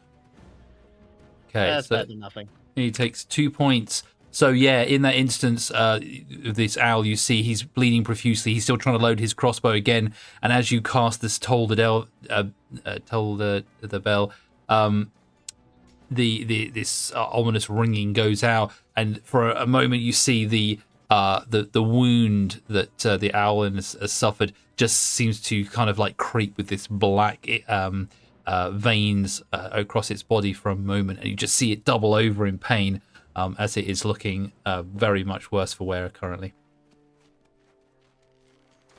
All right, fantastic. I will It won't add anything to my AC, but for the sake of roleplay, Kane then hunkers down with his shield raised, anticipating a crossbow bolt Okay. coming his way. Awesome. All right, we move on to Amros. Amros is going to swipe his hand across the flipped lid of the barrel and shape a what's it called? A snowflake of the liquid in his hand, and use that to cast Ray of Frost right at the owlet. Okay. Good flavor. Is that little frosty little snowflake is kind of like a brownish tint of this acrid kind of liquid. Brown snowflakes. That will definitely hit, yes. Tasty. Worse than the yellow ones. Oh.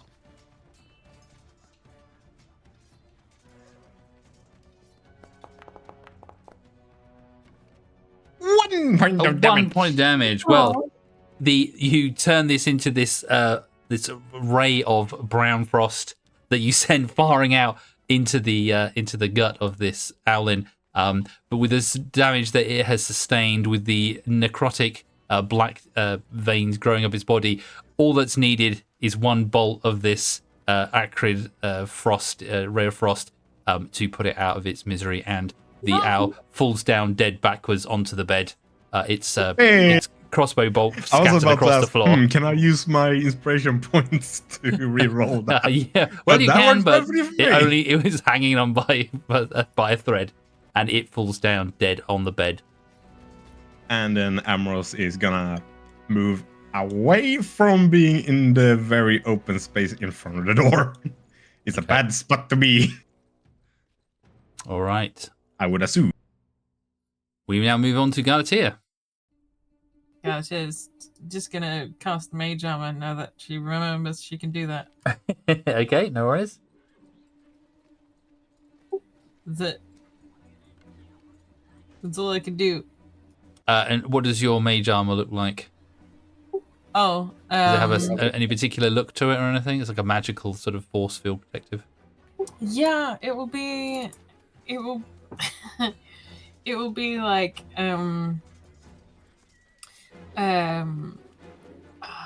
like a draft coming up from the floorboards and then just sort of whooshing it up around her and creating this sort of sort swirling shimmering- around you. Yeah. Ah, nice, awesome. So you summon this protective armor around you that blows around you and swirls, covering your body in a protective layer. Anything else you'd like to do? I think that's about all I can do. Do you want to move or? Oh yeah, I can move.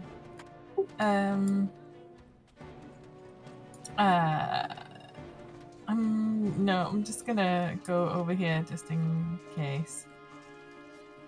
Because we're all Okey-dokey. clustered and I don't like that. No worries. All right, Moira, it is your turn. It is my turn, yes. Having seen this, all of this, and being basically right next to the door. Oh God! Run away!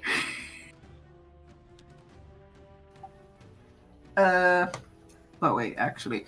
And then I am going to cast something. Let me just really quickly double check.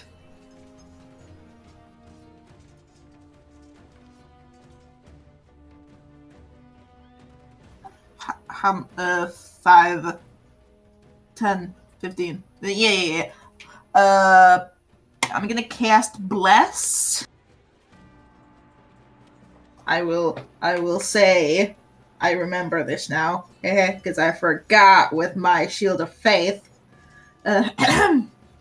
Oh, loud mother, grant me the honor to serve thee. And I cast a Bless. If this thing would let me. Bless.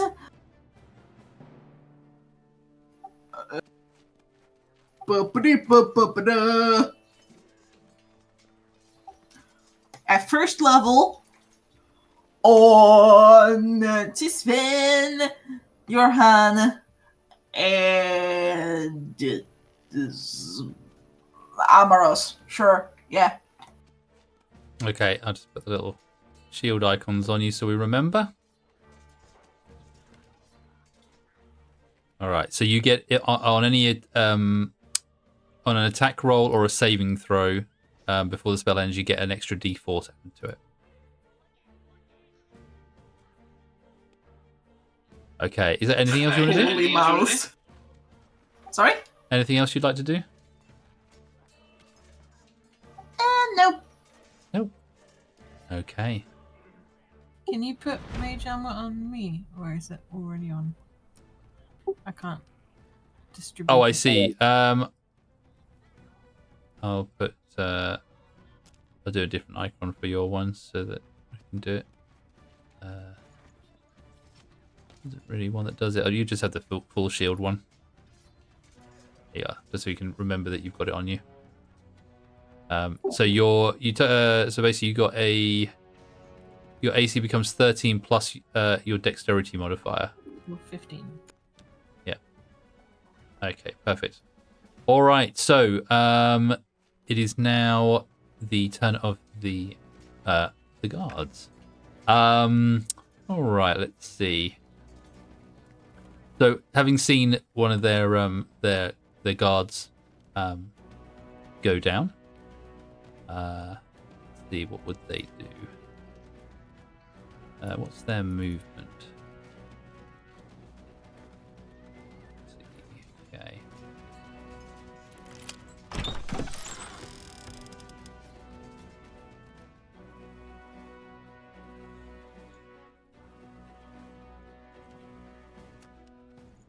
I swear, I just heard "Let's move on with the TPK," and Let's move on with the TPK. No, I haven't done that one. All right, that's the end of their turn. And I've moved both of them, so that's fine. Okay, it is now your hand's turn.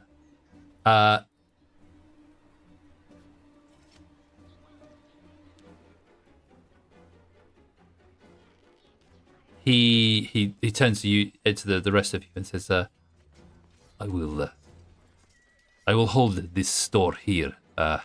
Whether they come out or not, I will hold this area. Do you want to go ahead and look and see if you can find Eldrim? He must be in here somewhere." That's a good idea. Yeah.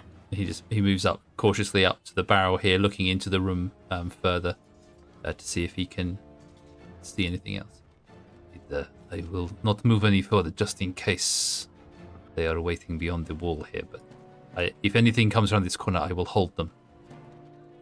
I think one of us should stay with you, just in case. I think he's probably got it. Have you seen the door? It is more important that we find Eldrim.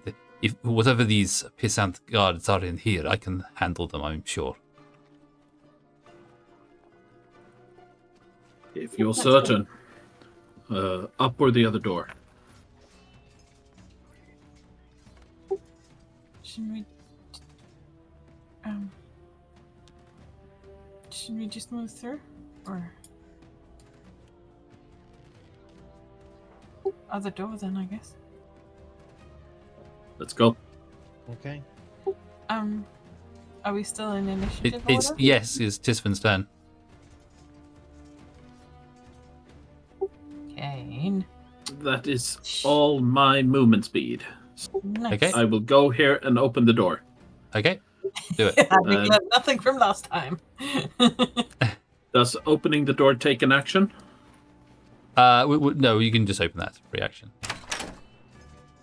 Okay, and so I will ready an attack on anything that comes, or well, any recognizable enemy that comes. I think I should say. okay, so Not you're gonna stand. anything. You're gonna stand at that doorway, looking into the corridor there, and if anything comes along, you'll attack it.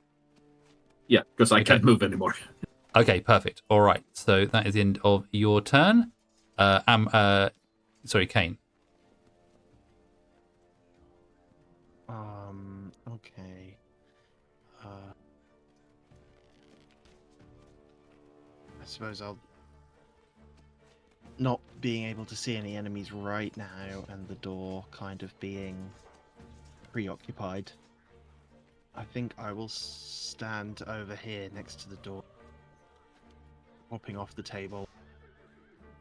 Kane is going to ready his quarterstaff, and if anything unsavory comes out of the door this way, he is going to baseball swing his quarterstaff into them.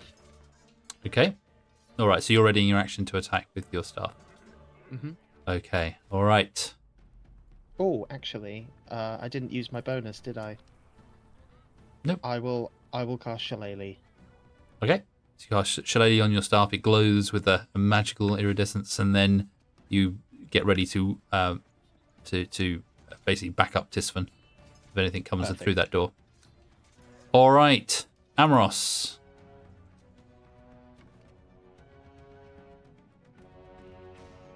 I'm just standing here thinking, what can I do from this position? Like, our strong boys are pretty much tanking the door, and that one is, well, Johan is solo tanking the other one. I mean, I have enough movement speed to get out there, but I'm squishy, so that's dangerous. Fuck it. Okay, so you run past Tisfan and run and head straight into the hallway. As you go through, you see the hallway is a sort of a dead end to your right, but it carries on up to the end of a corridor. There are windows on the side, but they are completely covered with some sort of bush that seems to have grown up the side of the building, making this corridor quite dark. But that's not a problem for you with your sight. But yeah, you can see at the end of the corridor, the corridor seems to continue round to the left. I still have one square of movement, I think. So Okay. I'm gonna move that one up as well. Okay, yeah. And you can just about make out there seems to be a door around this corner. There seems to be a door on the opposite wall. I could dash, but I think I'm going to just ready an Eldritch Blast in case someone comes around the corner being ready to fucking stab me. I'm gonna blast them back. Okay, no worries. All right, so we move on to Galatea. Yes. Here's your turn. I am good and ready, and I know what to do.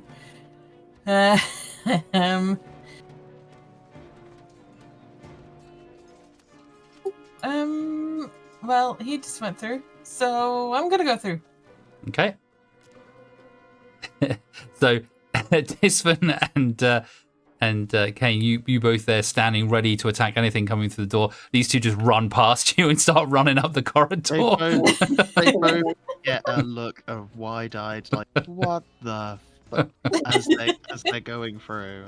The two squishy people in their robes without armor go running up the corridor to the two armor-plated people holding it back. But This just shares a look with Kane, like, what the?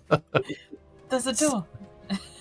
So you run through the doorway, and you see the corridor going up just as Tisfan has seen. Gonna gesture for the others to go ahead and ready nothing. I'm gonna ready my slingshot. Ready your slingshot? Out. Okay, perfect. All right. Okay, Moira. Moira being perfectly fine with, the two tanks being tanks. Only to then, first, Amros. Okay. I guess it's clear over there. And then Galatea. What? Well, guess I'm going there as well. Yoink. So you run into the corridor as well? Yes. Perfect. Okay. Looking empty. Yeah, I would like to also continue moving past. I keep saying Tisven when I want to say Amaros. I'm sorry. I do the same. Okay. Sorry, guys. So you head up the corridor. When you get to the end, you see the corridor goes down a long way towards the other end of the building.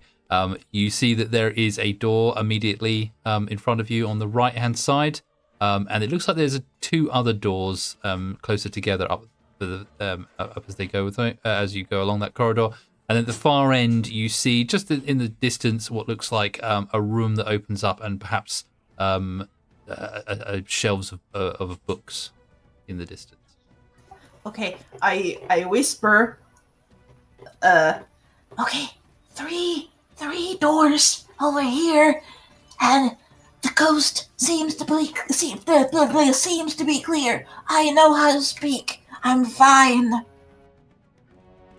Okay, coast is clear. Yeah. Go. Okay, so end my turn. The end your turn? Okay. Okay.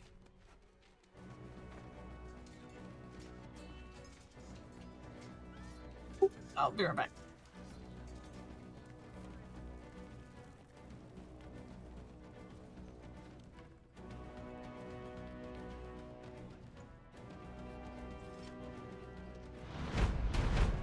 Okay. It is back to Johan's turn.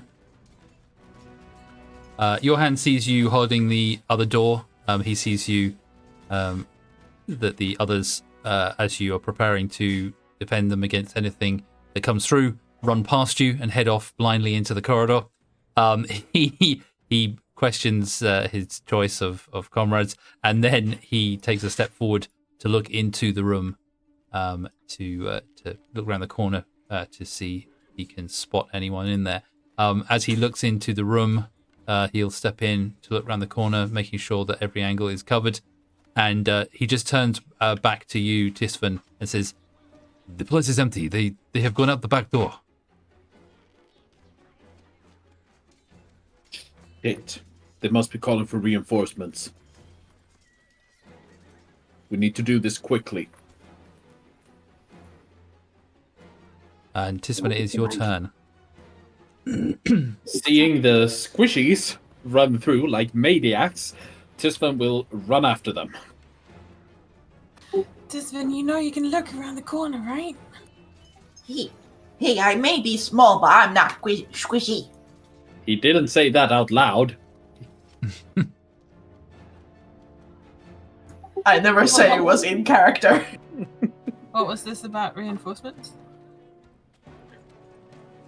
The two guards in the room before has gone out a back door. Not that you know there are two guards.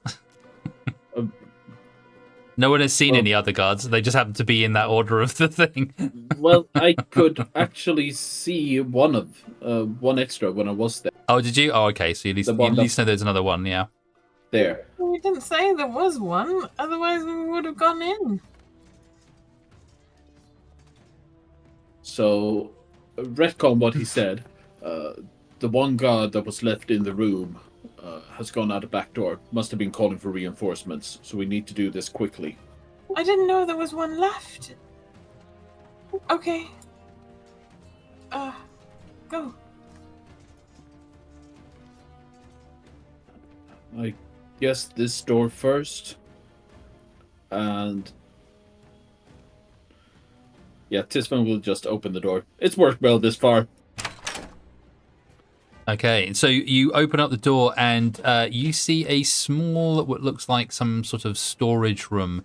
There appears to be a couple of barrels and some odds and ends stored in here, but it appears to be a trapdoor in the floor, possibly leading to a cellar, and also a set of ladders that head up into the room above. Okay, we have a trapdoor leading down and a ladder leading up. Should we go here, or should we go for another door?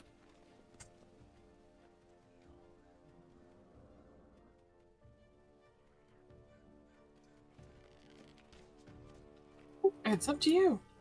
If I was a captain, I would be as far up as possible, but I don't know.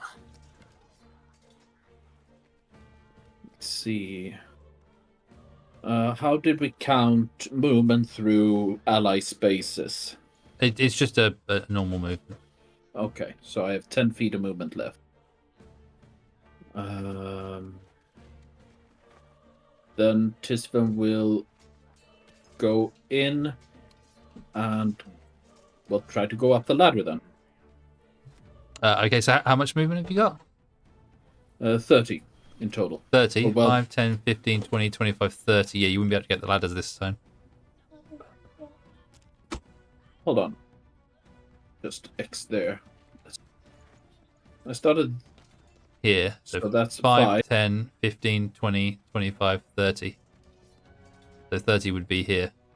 Oh, did I miscalculate? I'm sorry. Why can I not? Yeah, you're correct. So one. There. Yeah, Okay. that's fine. And ready action to hit any enemies that comes either up or down. Okie dokie. All right, we move on to Kane, your turn. I assume that I've heard all this commotion about the guards, trying to run off. Yeah, Johan told you. Okay, so Kane turns to the doorway, which are the doors still open? Yes, they were broken open. They're literally off the hinges. Yeah. Okay. Kane looks to the ruined doorway to see 2 guards. You don't see those. Kane does not see 2 Can guards. can we stop assuming things? I could literally in Yeah, character see they- them, so. Yeah, they are flying currently, so they're not visible to you. And I know, I realise that they're in your line of sight currently, but they are higher up, but I can't show that, unfortunately. Right, okay, my apologies. I thought that they were literally in my line of sight. No, they took flight, but yeah. Okay, yeah, no problem.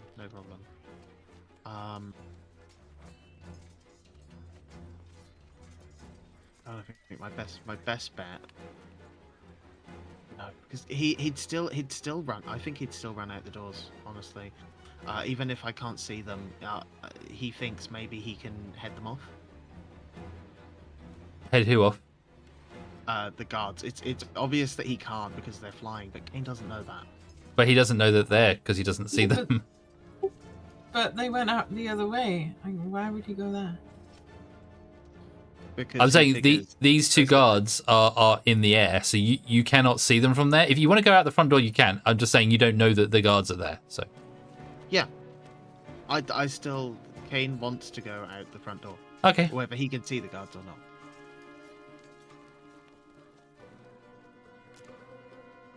cool. He'd go Okay, there. Kane, and come you see 2 guards flying in the air. How far are they? I'd say they're probably about 30 feet up in the air. About 30 feet up.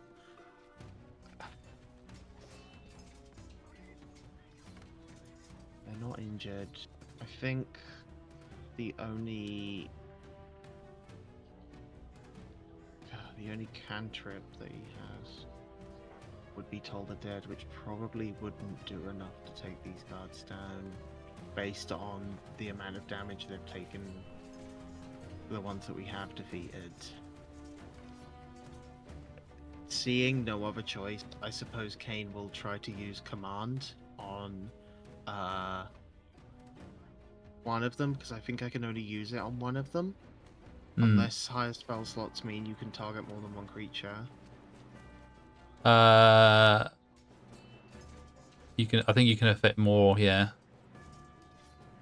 So I have a level 2 slot, correct? Because we long rested, even if I am hungover. I assume you do. Yeah. You got a level 2 slot. Yeah. Would if command works this way, I can Google it, or you could have a look at the spell description. Could I possibly command both of them, or attempt to command both of them? With a higher level spell slot, you can affect one additional creature for each slot level above first. Perfect. Okay, if 30 feet is within the range of the spell, I would like to try and affect both of them. Okie dokie. All right. So the target must succeed on a Wisdom saving throw or follow the command on its next turn. The spell has no effect on target undead. If it doesn't understand the language, blah blah. Okay. But you have to give a 1-word command. So let's see if they. What is the word? What you're going to try and get them to do? Land. Land. Okay. All right. So you cast your spell. And we will need to do... this is a DC 12 on both of these. So...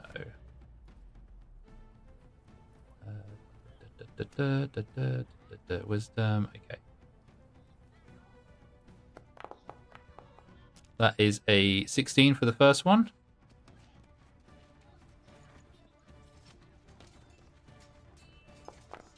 And a 19 for the second one. So you point at them and you say, land!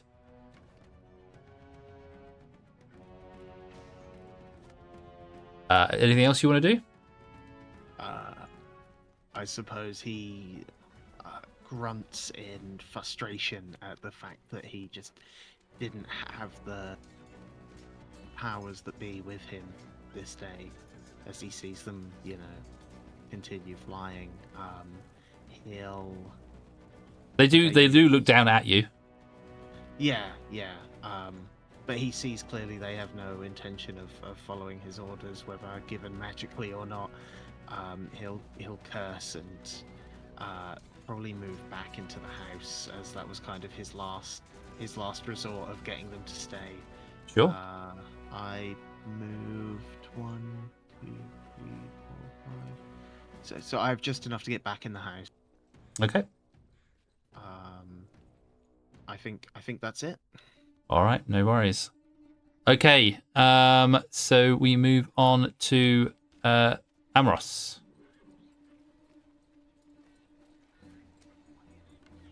Well, gotta move up. And now I can't freaking grab my token because it was hidden. There you go. Gracias.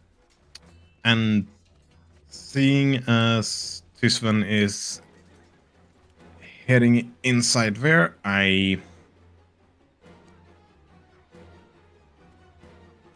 assume that we're heading in, but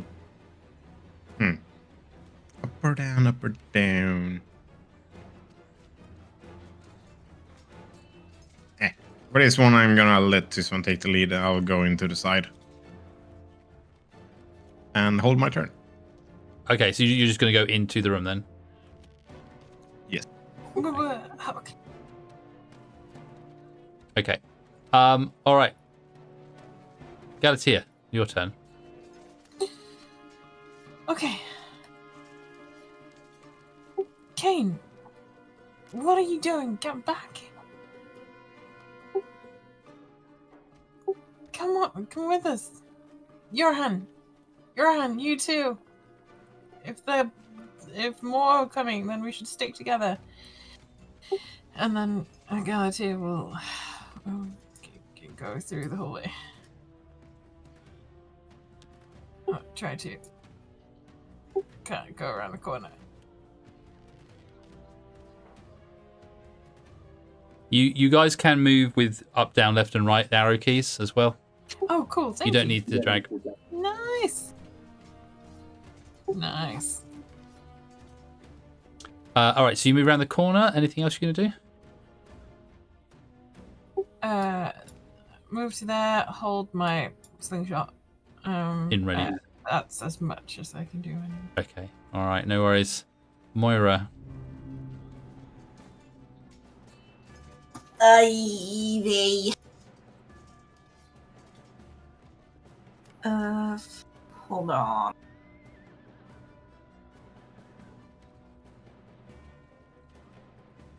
Alright, I don't have as much as movement as the rest of you do, because I am small. Tiny, really. Huh? Nothing. You're not small. You're travel sized. Oh, shut up. Never. Well, I do want to kind of see what is. I'm gonna go here and open the door here. Okay. It's locked. It's locked. Yes. The Never mind. door to this room rattles and that, but it does appear to be locked currently. Okay. That is pretty much all my movement. Yeah. You want to do anything else? No action or bonus action or anything? You can dash, I guess. Nah. No. All right, then to turn.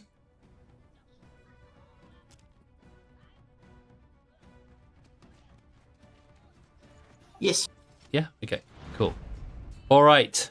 As you head back inside, Kane, you look at the up at the two guards who were flying away, and although you gave that command and you don't feel it really didn't seem to take. Both the Owlins see you in the doorway, and although you don't feel like the magic took hold, they do seem to be following your command, which is to come down. And the lead owl comes flying down at a rapid rate towards you. Its claws, its talons open, ready, and it does a diving attack against you. We're climb the dive, 30 feet stretch towards the target and hit the melee weapon attack. Okay, so it is going to come down and it is going to try and attack you with its spear as it comes down. And if it does hit, it gets an extra diving attack. So let's see if it can hit first. Probably not with a 7. No. Always the way. So he comes flying down and he tries to spear you in the side as he comes flying down, his talons raised. But unfortunately, trying to get through that doorway from an aerial position is fairly difficult, and he comes down but misses with his spear, unfortunate. He then does try and take a second attack with his talons alone and see if he has any better luck. No, he gets an 8. So he comes flying in. I think the doorway being a little bit difficult for him to navigate, comes in and he tries to stab you with his spear, misses, lunges out with his talons and misses again. Unfortunately, that is the end of his turn. However, the second one is going to try the same maneuver, comes flying down at an angle through the doorway, trying a dive attack against you. And it comes down with its spear, trying to see if it can hit. That will hit with a 23. All right, so we roll for normal damage first. Okay, that is a 5 piercing damage. And then he also gets to roll an extra d6 for his talons, which is only a 1. So 6 damage to you as it comes flying in. With a diving attack, and it shrieks as it comes through the doorway, landing a spear attack on you. And then it is going to try and take an talon attack against you, which is a 17. Does that hit your armor class? No, you've got 18. Have I come back just in time? Yeah. So your talons, its talons do not manage to break through your armor, but you have taken 6 damage. Okay. Which I will apply for you. I Okay. can take it. Cool. Okay, so those two come down. They've flown down basically, and but both try and attack. The first one didn't manage to manage to get a hit on you, but the second one did come flying down and manage to land a hit. All right, that's the end of their turn. It is now Johan's turn. Johan hears the commotion in the front. He's got a walk of 30. So 5, 10, 15, 20, 25. So he runs up here to you, Kane. Kane, They have tried to blindside us. Don't worry, I will be here to save you. And he will take an attack with his longsword against this Owlin. Nice. Oh, he'll definitely hit with a 21.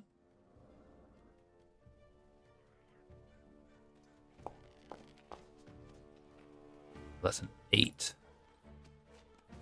Our squishy feathered friend, he takes a good chunk out of this Owlin, but it still stands ready. He then follows that up with a short sword attack. But only gets a 13, misses with the short sword. But he stands in defensive position, ready to aid you. All right, so we move on to Tisvan. Now, Tisvan goes for the ladder. Tisvan, you go for the ladder. Now, you should get a little prompt that pops up to ask you if you want to go upstairs or downstairs. Do you get that? Yeah, so it's ground floor and then first floor is upstairs, yes? Yes, that's right, yep.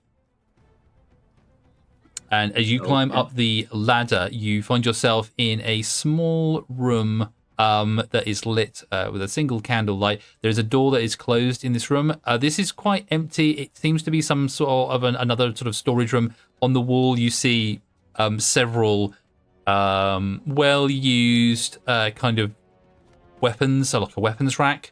Nothing there seems to be sort of out of the ordinary. Just a few sort of like long swords and short swords and things, but nothing amazing. And they seem to have been there for some time. Okay, let's see. So that was 5 feet to move to the ladder. Then ladder is 10 feet up. Yep. So I have 15 feet left. So I take there and open the door. Okay, so you see into another corridor. Currently, from your current vantage point, you can't see that much. Other than that, yeah, there's a corridor up here. Tisvan will call down the ladder. It seems empty, but it goes further in. I will continue to move. And then take one step into the corridor. Okay. All right. So yeah, there are lights up here. There are candles. The downstairs were quite dim compared to up here. There are definitely more candles and lighting up here. As you look down the corridor, you see that it bends round at the end to the right this time, and there is also a door on the left and the right of the corridor further along. Okay, so Tisvan will take his last step, and then ready attack action with glaive in case of enemies. Okay, perfect. And that's his turn. All right, Kane. Seeing as I already have Shillelagh ready to go, I suppose I will spend my action to make an attack roll against the one that Johan already damaged. Sure, yeah. Do you need me to roll that? Yeah. Okay. So doing your where are we? Quarterstaff. Oh, well, actually, I need to roll it with the Shillelagh, don't I? Where's Shillelagh? Shillelagh. Sorry, that happens in my head every time. That's a 12, which unfortunately glances off their body, or they turn with their cape, and it kind of batters away your attack with the quarterstaff. Shillelagh. Hey, it was worth a shot. Yep. I think that's about it from me. That's it. Okay. All right. So Amros, you just heard Tisvan shout down to you. Galatea, you wanna move with Tisvan or you wanna go with Moira? Let's stop splitting up. Let's just go up. I did not hear that. Let's stop splitting up. Let's just go up with him. All right. Where Then I go up first floor, right? Yep. Or was it ground floor? You're on the ground floor. It was the first try. So that's 5. So you had 10 feet of ladder to climb. So that's 15. What was that? There's a chest in the corner of the room. It has a candle lit on top of it. And there are some various different weapons sort of on this old weapon rack here on the side of the wall.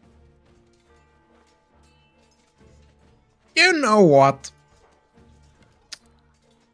Amos is a curious prick. He's gonna check the chest. Moves the lantern to the side before opening it, if it's openable. Yeah, there's no lock or anything on it. You open the chest. It opens with a creak. There is quite like a layer of dust on the top of it. Inside, you find some sort of an old coil of rope, some parchments and things. It's very musty. This chest hasn't been opened in some time, but there isn't really anything of value in there. Just to be safe, he's grabbing the rope at least. You never know when you need it. And then goes out to join this one. Okay. And yeah, you see this long corridor as well going off. Okay, end of your turn. That will be the end of my turn, yes. Galatea. Right, come on, Moira. We'll try and go inside. And make it upstairs. How far?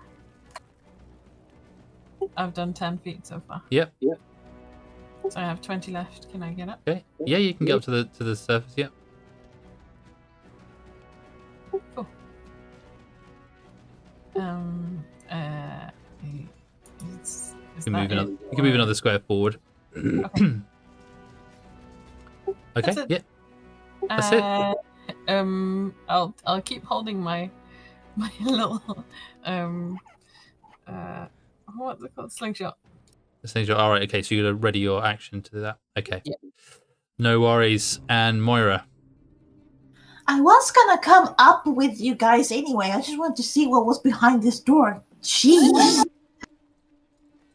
But with my movement, I can only get to the foot of the Yeah, you can get to the bottom of the ladders. You can't actually get up them, unfortunately, on this turn. Yeah, but you can get could I dash? Or Moira, you can just dash down into that room at the end. I mean, you don't have to follow them just because they asked you to. You could be inquisitive and go and check something else out on your own if you wanted. You have triggered the curiosity of Moira. Ah!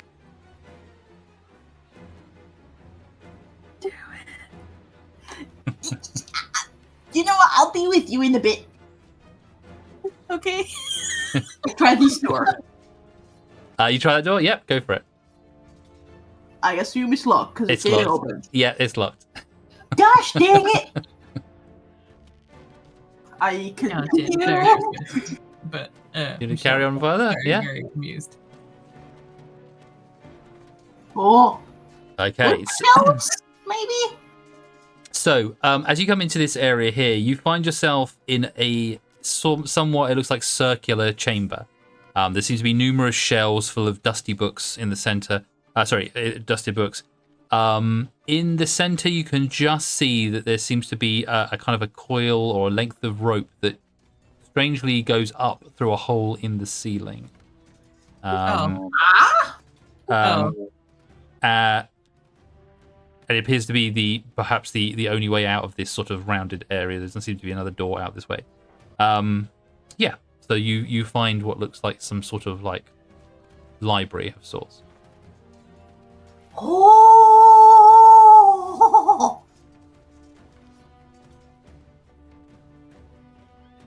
Oh dear. Yeah, I know what that is. So you've had 5, 10, 15, you've moved 20 so far? Yeah, I have 5. Yeah. More.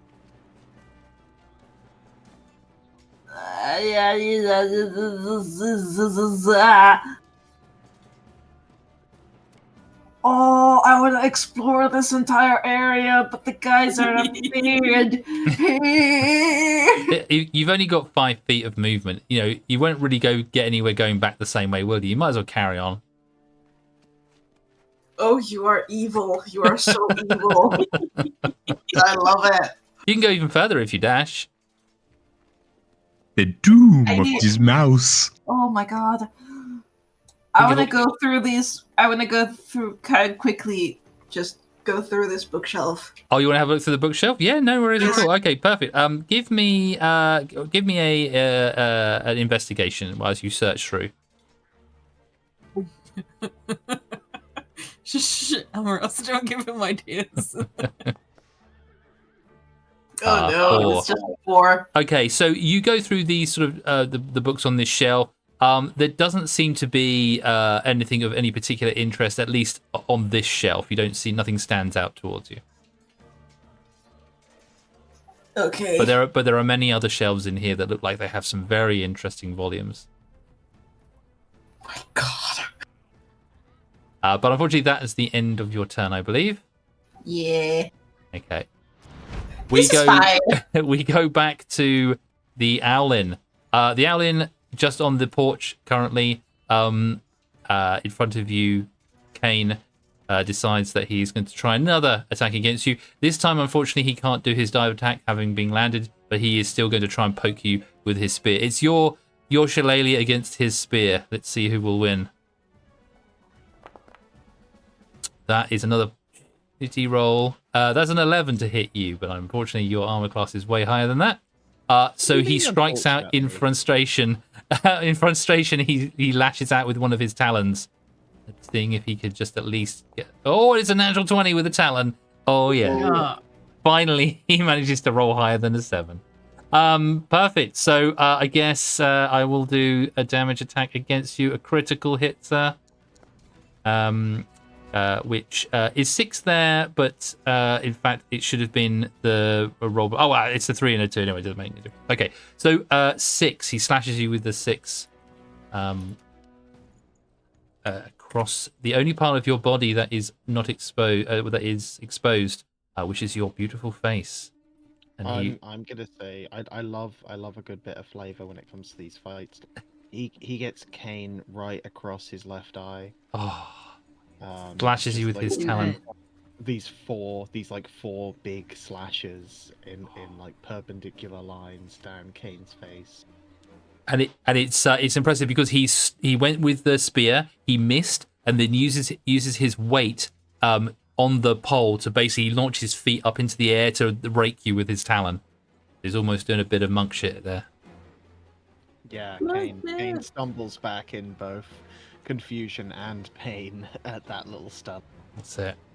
The other Owlin, having taken some damage, he was focused on the UK, but now that Johan, this large satyr man, is now attacking him, he changes his focus towards him, and he will try and strike at Johan. Let me just double check his AC. Okay. He is going to attack with a spear.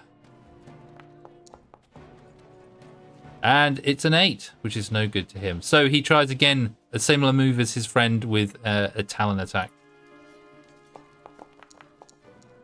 Oh, that's better. 19, that does hit Johan. Oh dear, Johan. All right, so we will do an attack, normal attack, and that is, oh, it's a 5. Johan gets slashed on the, let's say he gets slashed on the thigh this time. So these sharp talons coming down like blades into Johan's flesh. He takes 5 points of damage.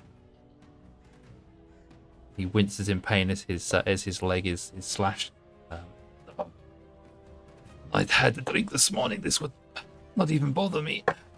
And and that's the end of their goes. And it is now Johan's turn.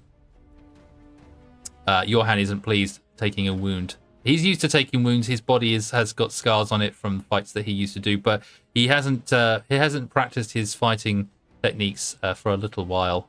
He's a little bit rusty, but he's still going to give back as good as he gets. So he's going to try and attack this Owlin again with his long sword. Oh, and he gets a natural 1 with a 6. So he tries to use his longsword, but the wound in his leg causes him a pain in that instance, and he just loses focus and misses the Owlin, dodging out the way. However, he does come back up with a short sword, trying to redeem himself. But he gets a 15 and it glances off again. He goes for a stab, but he misses. It goes through the cloak instead of the body. The Owlin screeches at him, laughing. Oh, my sweet boy. And that is the end of your hand's go. Tisfin, Let's open some more doors, shall we? one of these doors has got to have something behind it. Come on, open all the doors. Door number 1. Door number 1. Oh, you open the door. There is a room that again has is lit with a couple of candles. Briefly looking into the room from the hallway, you see that it looks like possibly a kind of study. There's an empty weapon rack. There's some books strewn about on the table, but there is a desk that seems to be overturned and smashed as well, as if someone was perhaps going through and looking for something. No enemy. I can't see any enemies here. Not keep from on the hallway moving. now. Okay. Next door. Oh, you open the door and find 2 heavily armored Owlin standing around a table. As you open the door, they screech in your face as they sense an intruder has come up into their house. And I'll just quickly add them into the initiative. This one will call out to Galatea and Amoros. 2 enemies in here. Shit. Okay. All right. But you have surprised them coming into the room here. So they are unable to move currently, but you have come face to face with them. Anything else you'd like to do on your turn? Yep, he will slash at this one. Okay. No worries. Go for it.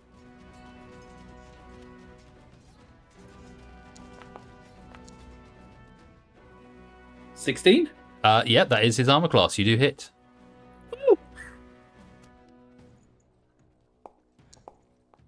Oh shit, sorry. Oh, Wrong roll. That's a wrong dice, but you can keep the 1 if you want. No, thank you.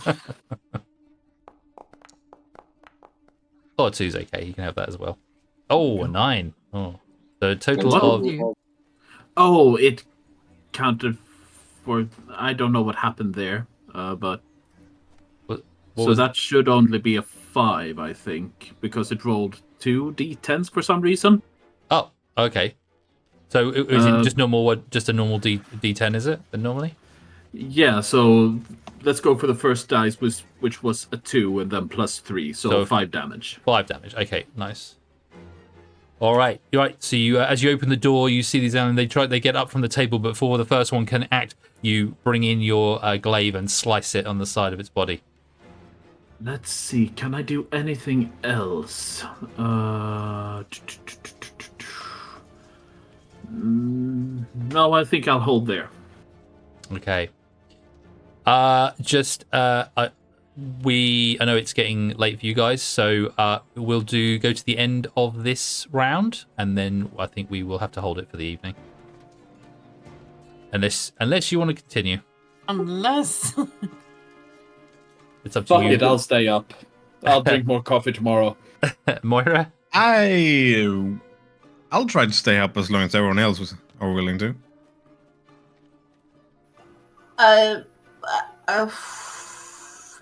Now we made it hard for Moira. I know I guess I could stay for an hour. Yeah, you sure? You can stay a bit longer? Yeah. All right. Okay. If you are flagging and you do need to go, then just let us know because I can. I am not tired. You're not tired? Okay. All right. Well, we continue then. We will continue. All right. So It's curious. There's more doors to open. there's more doors. There's books. There's doors and books to look at. Okay, Kane, it's your turn. Okay. Kane's gonna switch up his tactics. Seeing as one of them's already injured, he's gonna switch back to a little Toll the Dead on the one who's already taken a hit. Okay, so it's a wisdom I save think for me. Until he can wipe the blood from his eye, it's gonna be hard to swing this quarterstaff. Okay. All right, so you told the dead on the one in front of Johan. So DC 12. Oh, that's a natural 1. Oh dear. Perfect. All right, so we need to roll some necrotic, don't we? Yes, indeed. 1d12, isn't it? I think. Mm-hmm. Ooh, that's a 10.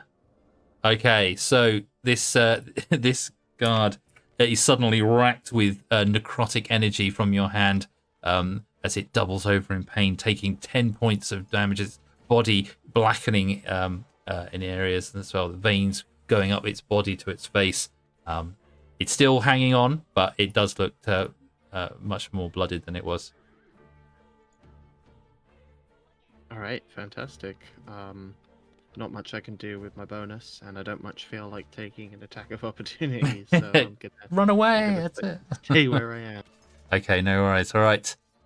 Amaros. Well, I was told there were targets, so moving down to see. I see bricks, and I have. No, you can't stay in that one position. You got to be either in front of him or both by the side of him because you can't occupy the same area. Yeah, what I figured. Can I still see if I moved on there? No. No. I You'll have to go into the room, unfortunately, because it's very tight quarters. Yeah, and that's actually a bad idea too, considering if I move in, I'll be close to one of them, which means I can't use my magic really, because pretty much all of my spells are distant. You know what? I'm gonna be an asshole about this though. I'm just gonna see if this works. I'm crossing fingers. Okay, it won't let me move in because Remember, you can use the arrow through a wall. You can use the arrow keys to move your character. Here you go. I missed those instructions. Learning so many tricks. All right, so you enter the room. News. So many brilliance. Now you still got a bit of movement. I think you've got another square of movement at least. How many did you move down? 5, 10, 15, 20, 25, I think. So you could, if you want to move, you'll still be within their area, their range, but you won't then be blocking the door unless you want to stand in front of this one. I mean, my plan isn't to be in front per se, but for the flavor, this is literally what he's doing the moment he steps in. Okay. He's casting sleep. Okay. Oh, there, that's a big area of effect. Sends creature into a magical slumber. Rolled 5d8. The total is how many hit points of the creatures this spell can affect. Creatures within 20 feet of a point you choose within range are affected in ascending order from the current hit points, ignoring unconscious creatures. Starting with the creature with the lowest current hit points. So it's all creatures within a 20 feet of the point. So you'll have to decide where you're going to put this down that doesn't encapsulate yourself and Tisfin as well, unless you both want to have a sleep, or if you hope that the others have less hit points than you. Well, the thing is that looking at this, I didn't think it would take this much space. It's it's almost 3 times the size of the room. It will basically fill this room and spill out into the corridor. Oh, it will spill out everywhere. You could hit the very top corner here, and it would be 5, that's what I'm 10, looking at. 15. If I hit the top corner, but I think Tisfin and me are fine. But the question is, what else do I hit? Is it a radius or is it just in a straight line? Let me see. Creatures with 20 feet. Oh, within 20 feet of a point. So I guess that's in a square then. I mean, it's in a circle. Yeah, I suppose. Well, even in a circle, 5, 10, 15, 20. If it's in a sphere, does it take anyone who is below us too?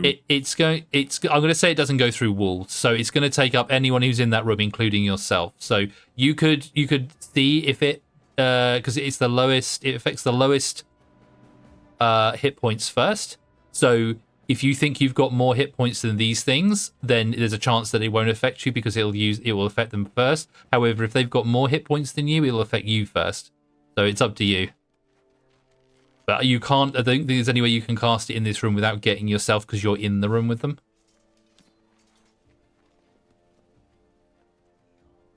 I'll say that it feels too much like a waste doing it that way. So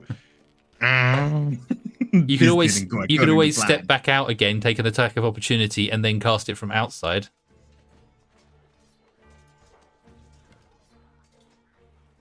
You know, fuck it. I'm gonna take the risk of doing Eldritch Blast up close. Why don't you kiss on that? Okay. So you're gonna roll this with disadvantage then.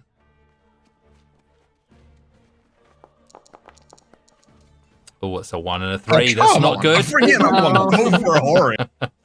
So Use them up all now. yeah, you come into the room and there's an owl essentially right in front of you, and so you're like, oh, Eldritch Blast.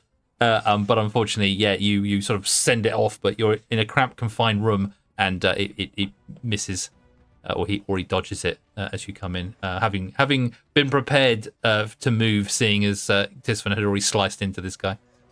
It was going too well earlier. I got too confident. Fuck. Okay. All right. So back to Galatea. I will move up there. You see these shenanigans happening at the end of the hallway. Some shenanigans. I've been told there's people. There's people in here. 1, 2, 3, 4, 5, 6. So I can move just inside the door, I think. Okay. That seems like a bad plan.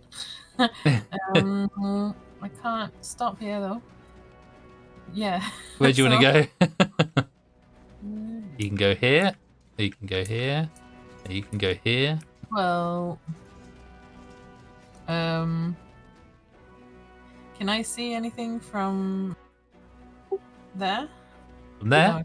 you can't. You can see into the room, but you can't see them. You'll have seen them as you ran past the door, but you can't you can't get an eye or angle on them at the moment to see them from that. If you were trying to target them. Okay. Ooh, I can't really do anything. Okay. If you've got like a spell like Amorous had, which is like you can like an area of effect, you can always chuck that into the room.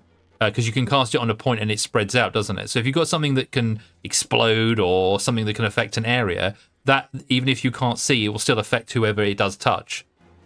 Yeah, the thing is, I turned all those off, so I don't have those prepared. Just throw in a grenade and close the door. Yeah. With me inside. Just like, sorry, Amorous. So, what do you reckon? What do you want to do? So I shoot with disadvantage if I'm close up, or just you're at disadvantage at the moment where you're currently trying to shoot because you can't see them very clearly. And if you went into the room with close range, yes, you'd be at disadvantage as well, like Amorous was. Okay. But you could just go in there and slap them. You don't have to use your ranged weapons. Yeah, I don't really. Yeah. Well, the thing is, Galatea will probably actually just run in because Tisfin told them to. Okay. And then panic, and then stab them.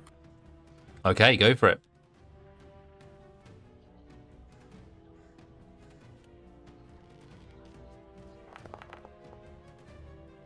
No, that's not doing no, unfortunately, the 10 is not going to do it. No, so you try to stab the owl in, but it flicks its cloak round, pushing your dagger out the way. Okay, we're ready. And then panic. Oh, wait. Wait. Maybe I can do something. No, that's a waste. No, I'm just gonna be. I can't be up just inside the door. Can I like? Yeah, you can move there. Yeah, you haven't left their range. That's fine. I just want to be out of the way of Tisman. Yeah, no, that's fine. You can be there. Cool. That's where I'll be. All right. So we move back to Moira. There's so many books. There's so many opportunities to look at all these different shelf upon shelf of knowledge. I won't hear anything. I mean, yes. Just more stuff. Oh my god. But yeah, if I could maybe quickly go through like this entire corner. Yeah, you can go to that corner. Yeah. Give me another investigation check as you go through if you're trying to look for some interesting books. Investigation? Yep. For some reason, I was almost gonna roll something completely different. I was gonna intimidate the books. 17. Yeah, very good. Okay, give me roll a d6 for me. Ooh.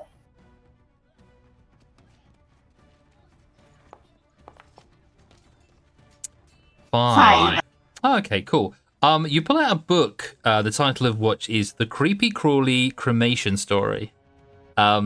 It's written like a child's book with very colourful pictures, which kind of catches your eyes. And the details of murderous sheep that is burned after slaying a whole town, and then is reborn as an evil sheep spirit. Okay, not what I'm looking for. It's not the most interesting book, but it was one that stood out to you. But there are many more books here that you could probably look through.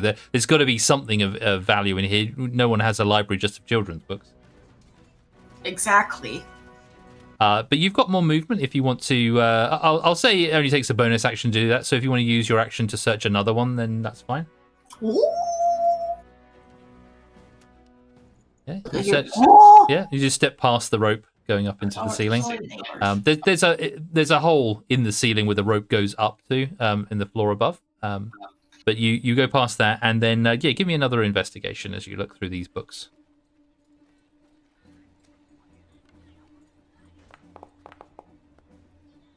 Oh, 15. Yeah, that's good. Yeah. Roll me a d6 again. One. Ooh. Now you found very interesting book. Oh, Nice. It's a herbalist's guide to surviving. What? It's a rather thin volume about the useful plant life found in the Shadow Fey and the different ways to prepare them. The author begins by explaining his first-hand experience tasting and testing all the recipes and the fungi available to the Shadow Fey. After detailing a few recipes, the writings become more rambly and scattered. A certain fungi called the Scarlet Feycat begins to come up in several of the recipes towards the end of the book. And then as you scroll through, if you flick through it, the final page is just a repetition of the same plant's name over and over and over again until the words just sort of trail off the page. However, this book does give you a recipe for a healing potion and a tea of courage and a basic poison. Nice. Oh, how good if we survived. Score. So I will divulge those details to you later on. But yes, you basically now have recipes that you can follow about these 3 different recipes. Moira is just all heart eyes. But there are so many more books to look through. There must be even more wonderful knowledge here. But that's my turn. It is your turn, yep. I'm just saying, you're just looking around, you're like, what other treasures could be here? What other wonders it holds? How many secrets can one cavern hold? All right, so we go back to the owls. Oh, She's got everything. You've got everything now. You've got a magical apron and you've got a recipe book. What more could you want? All right, so we go to owls, everyone. Now, which owl is this? This is this owl. Okay, so the owl in front of you, Kane, is looking pretty healthy. Yeah, looking pretty good. So he's going to take an attack against you with his spear. And that's a natural one. Yeah, but he has hit nothing so far in his 3 attacks. Let's see. Oh no, actually, you know what? He did hit you last time with his talons. So let's see if he can hit you again this time. Oh, it was an 18, then it was a 4. So another 7. So no, he takes 2 attacks against you. You dodge and you weave. You use your shillelagh to deflect his attacks, and he is getting pretty frustrated that he cannot hit you. But it's a battle of wills at the moment. That is the end of his turn. Is it this one? Yeah, it is this one now. So the other Owlin is going to now take an attack against Johan again because he's in combat with him currently. So let's do.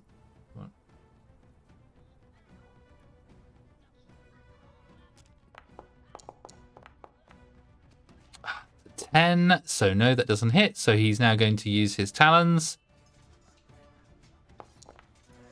Oh, he does hit with that. Okay, with a 21, he does hit, and he's going to rake his claws against Johan's flesh again.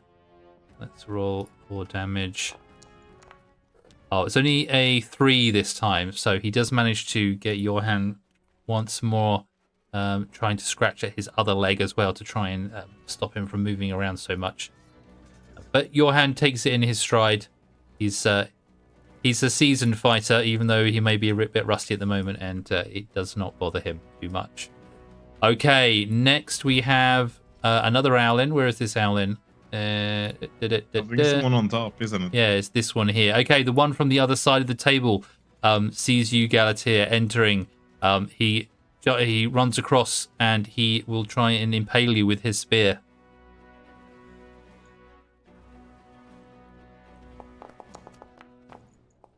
Ow. Ooh. Does a 23 hit you?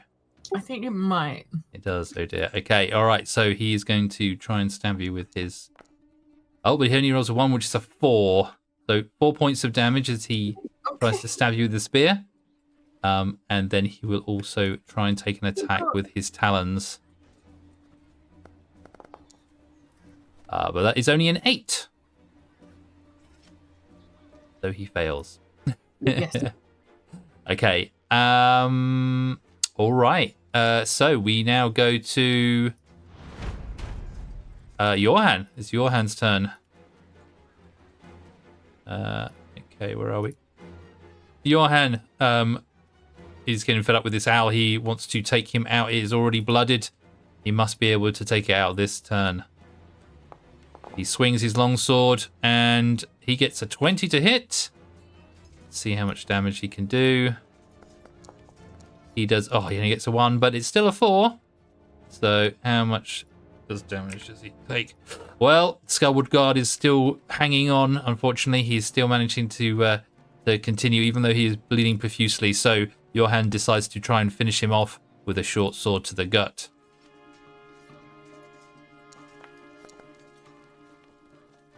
But with only a 14, the blade glances off of the Owlin again, and he manages to hang on for another round. Okay. Next, all right, we'll go back to the Owlin upstairs. A second Owlin here.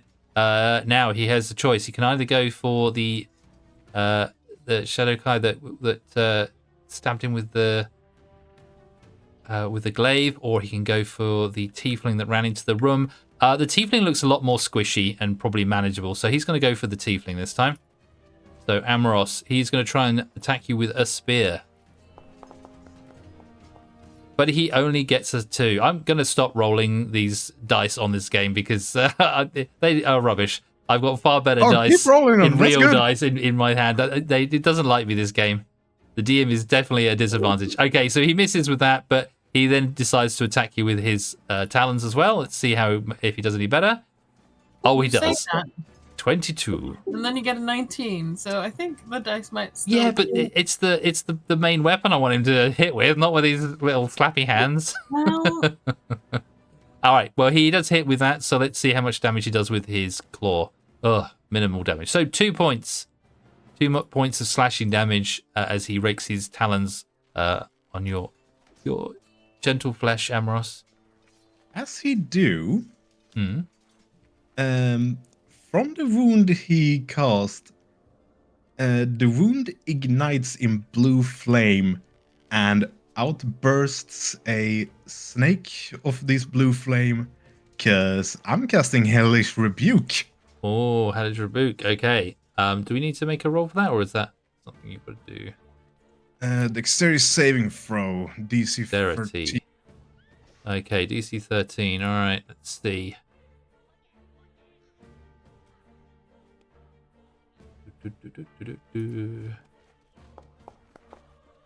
A 2, of course. I've been waiting to use this. Okay, so the Hellish Rebuke goes off. Must dexterity, or it takes 2d10 fire damage on a fail save, or half as much on a save. So 2d10 fire damage, please. Or 10 points. nice. So as he rakes you with his claws and smirks at you as he cuts your flesh, these flames erupt from the wound that he's caused you and just ignite his claws, burning up his arm, and his feathers just start burning away. Ouch! That's not a good thing to happen to a feather-covered owl. Might all right. make him want to rethink the idea of attacking a tiefling. Yeah, that's a bad move on his part there. All right. Now we jump to Tisvan. Can we move through spaces that enemies are in? No, you cannot. Okay. Then I guess I will use my Blessing of the Raven Queen. What does that do? No resources. What? You have no resources to use it. But I haven't used it. It's It's one of my racials. What the? where is Just- it? Tap it on and then use it. Where is it in your? Is it one of your features? Does it say? In one of my features, yeah. Where is it? Blessing of the Raven Queen. Yeah, you got 0 of 2 uses. It says here, which you must get them back on a long rest, don't you? There's a bonus action you can exactly. teleport. Yeah. Hang on. I've fixed it now, so I have 2 of 2. Yeah. Oh, I've lost it now. Yeah, but you had a long rest, so you would have had them back, I'm sure. Yeah. So Okay. now I will use it. Yep. What? Still says no.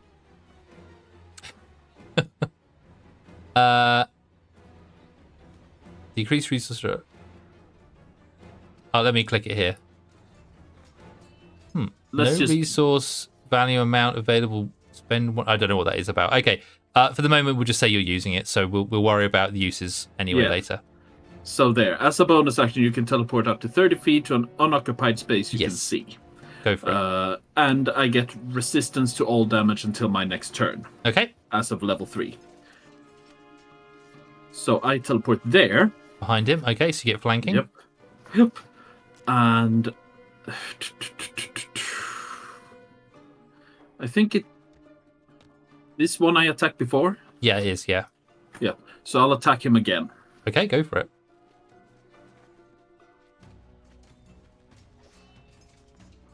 With advantage. That's it. 16? Yeah, it reaches it. Yeah, it's his armor class. Okay, let's see. Normal.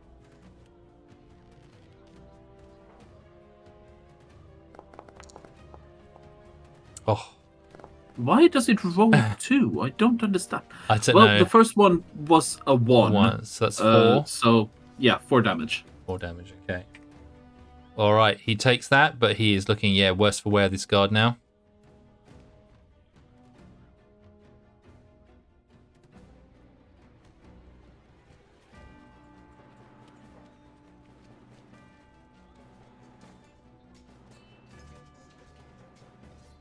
But yeah, that's the end of my turn. That's the end of your turn? Okay, perfect. All right. Okay. So, Kane.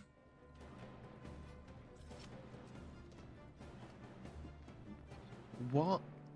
It's really annoying that I can't see my spell list right now. Hmm. Do you can see my spell list, Yeah. obviously. What spells do I have that buff an ally? You've got Bless.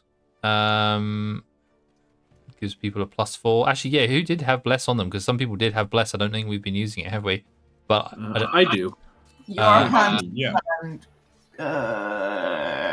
concentration up for 1 minute duration. So that's probably ended by now, I would say. okay. Okay, so you've got let's see,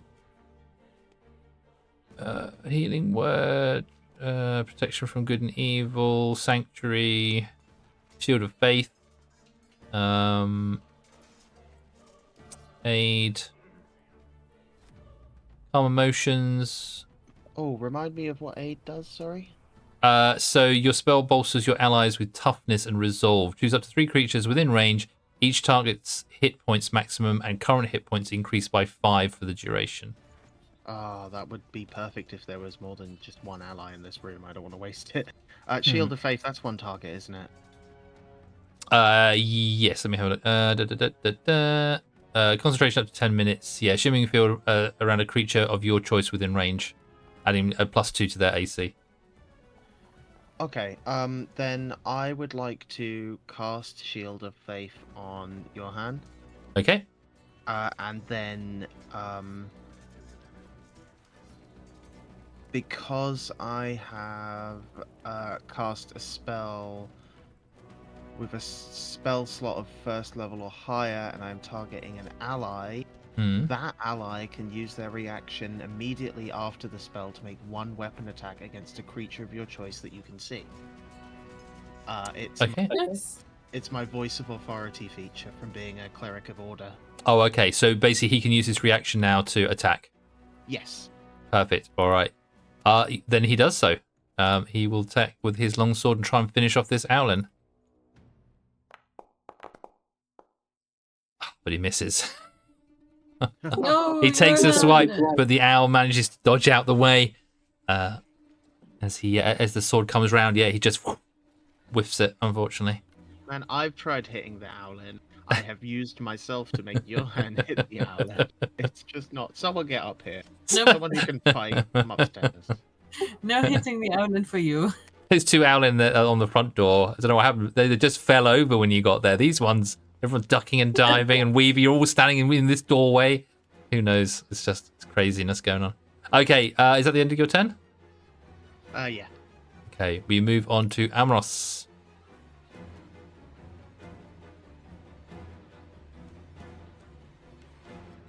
Yeah, I'm just thinking that I'm in such a fucking bad spot. This is too small of a fucking room. I mean, Seven. he probably got a bit discouraged being hit by that fire, so I'm just gonna try to move over into the door. Taking the opportunity attack, most likely. Okay, yeah, he'll take an opportunity attack against you. He'll try and stab you with his spear as you run past. Oh, Jesus Christ, a 3 for an 8. Yep, you get past him, no problem. Well, he missed, so he gets my spear instead, in the form of an Eldritch Blast.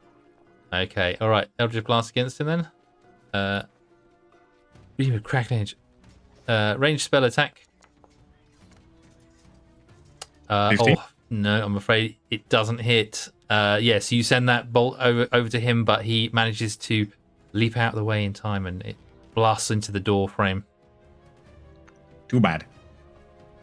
Well, worth a shot. Okay, anything else you'd like That's to do? my turn. Okay, all right, end of your turn. All right, Galatea. Yes. This is fine. This is fine. I'm doing okay. It's all good. And I'm gonna stab, I guess. Go for it.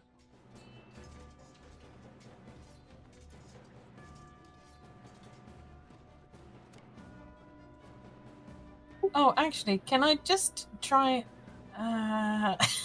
Bula's tactic of grappling the guy? Are you doing a contested strength check? Yeah. Why Oh, not? please be better at it than Bula, just Are to you- spite are her. you I trying have to- a -1 to strength. Okay. but- Are you gonna try and grab the guy in front of you, or the guy that's injured to the side? Just the well, he can still attack me if I grapple him, can't he? Yeah.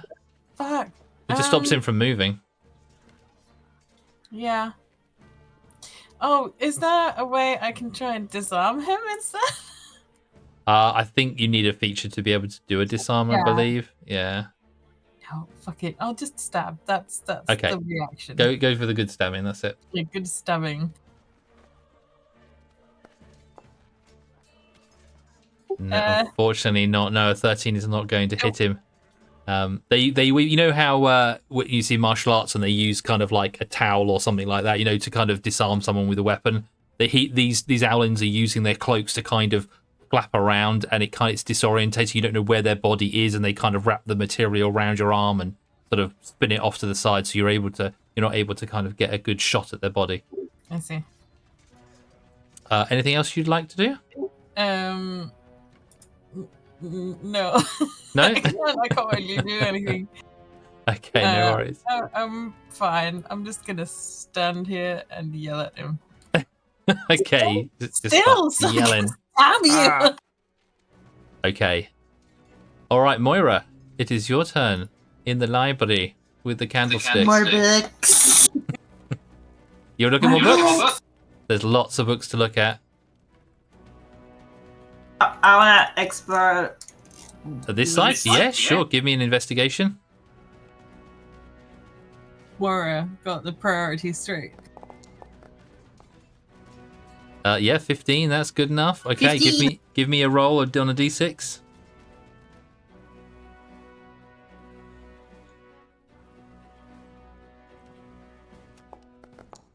Three. Okay, so this book is called What Those Guts Told Me. It's a detailed biological survey of aquatic species in Lake Longmere. And it talks about a creature called an aboleth, a large eel-like aberration with a patent psionic ability. It has red eyes, large, intelligent. It's large. It is intelligent. It has dark vision. It is telepathic, and they grow to about 20 feet long. And but they're not very particularly fast. Oh, terrified. I shall keep that. Perfect.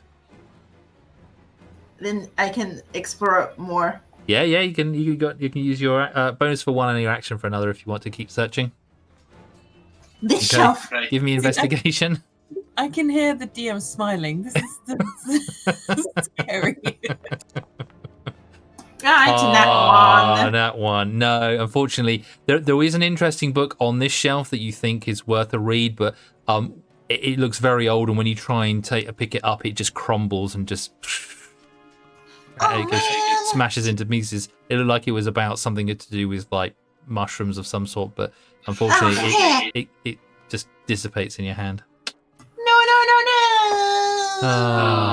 But you still have some movement if you want to move a bit further. These people do not take care of their books. God damn it. This is probably the one and only time that Moira has cursed so far.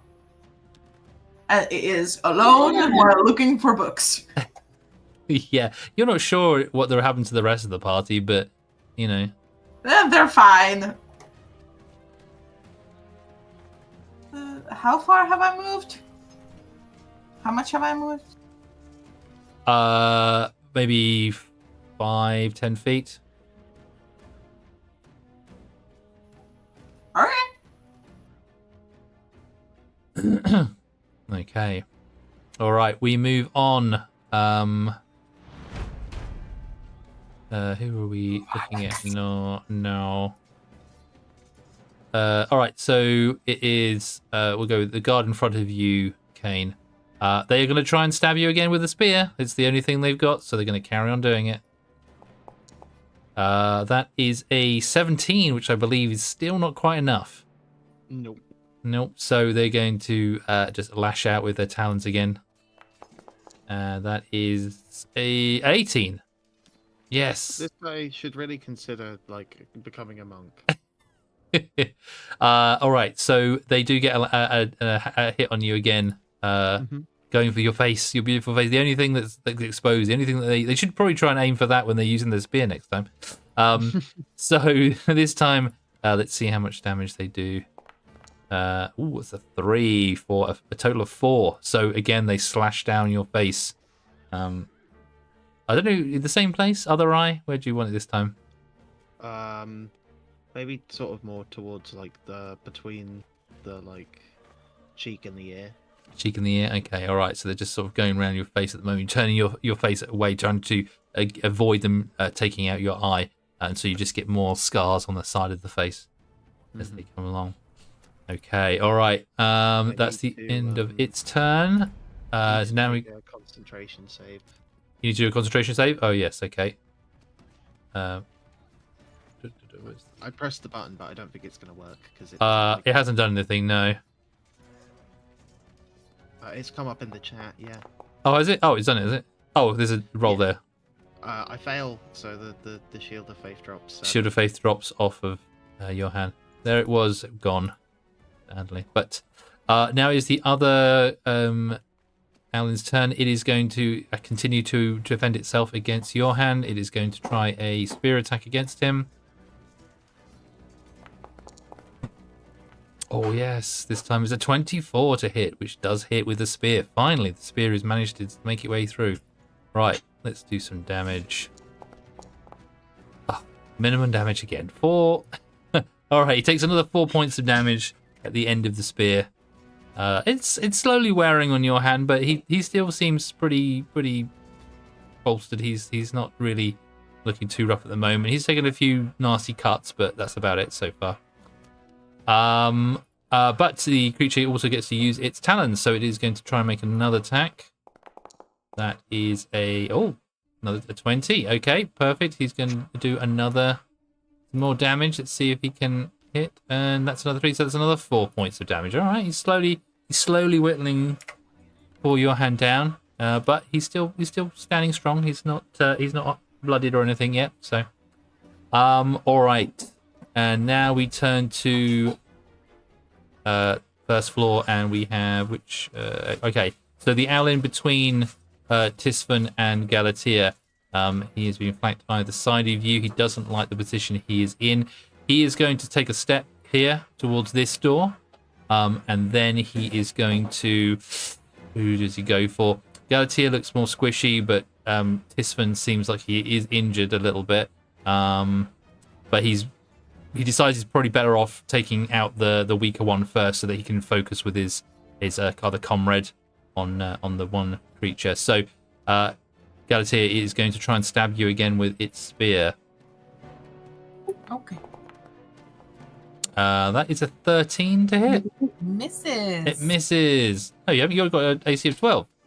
No, I've got an AC of 15 with my little shield symbol. You've got your mage armor on still. Yeah. How long does that last? Is that an hour or something, is it?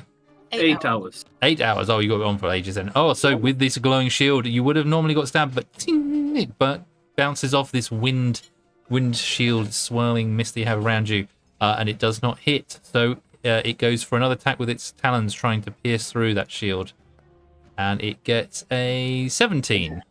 That goes through. That goes through. Okay. There's a little pointy, pierced it in little talons, managed to make it through. All right, let's see what damage it can do. It does 5 points of damage to you. Galatea just gets raked across the middle, I guess. No worries. Okay, have you taken that off yourself, that one? Cool. Awesome. Okay. All right, that's the end of its turn. Now, how are we doing time-wise for people? I'm okay. For a little bit more. Yeah. Moira? I'm okay. You all right? Speed round. And Amoros? tired, but 1 or 2 more rounds, I think I can stick Okay. around. All right, we'll do a couple more rounds and see if we can. I'd concur with that. Yeah, like 1 or 2 more rounds. Yeah, all right. We'll do one. We're spent. just at the start of this round, so we'll do this round, and then we'll see how people are, and then if we want to continue, we can. Otherwise, we'll hold it there for the night. Sounds good. Okay. Ground. Oh yeah. So that. Oh, sorry. Yeah. So this was the start round. His go was the start of the round. So the next person is what is the menu coming up? All right. So it's Johan's turn. Nice. All right, Johan. He's going to try and get some revenge on this Owlin. He knows this Owlin is pretty badly damaged, so he needs to take it out before it does any more damage. So he comes in with his longsword. And he gets a 3 for an 8, and he whiffs it again. I see. I'm definitely cursed because not only are the the rolls I do for my enemies losing, but also the NPCs are it as well. So, okay, he's gonna go for the short sword then. Come on, Johan. Come on. You see, if he had a drink this morning, he would have been right, and he misses with the shorthand as well. That's how he gets his focus. You know, he's a drunken master. He's better with the alcohol. He flows more better. Now he's stiff and he's got a hangover, and he's like, I can't quite do it. But he whiffs both of those attacks. And now we go back upstairs again for this Owlin who's badly damaged, but is still deciding what to do. Okay, so you moved away, Amaros. The Owlin, you can see his colleague there is trying to attack this one. He doesn't like the fact that you ran off and stabbed him on the way past. So he's going to move over here, which Galatian, that means you've got an attack of opportunity if you like. Nice. I guess I can stab. It's not a long range thing, is it? It's as he's moving, isn't it? No, it's as he's moving. You take it as he's trying to leave your area of effect, though. And try and give him a quick stab before he goes.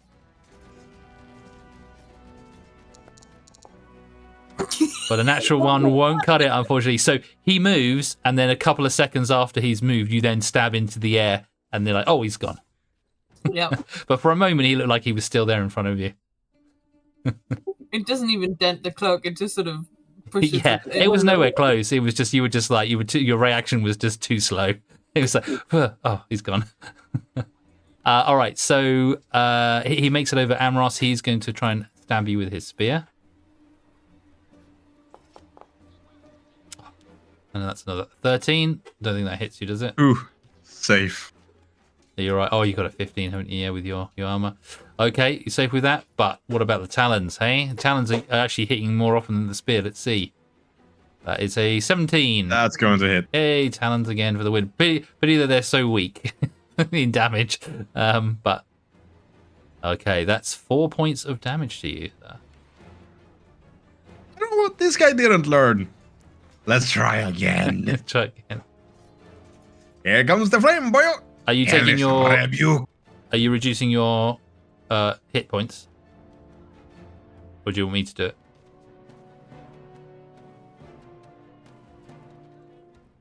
Just want to make sure we're keeping a track of it. That's adding 4.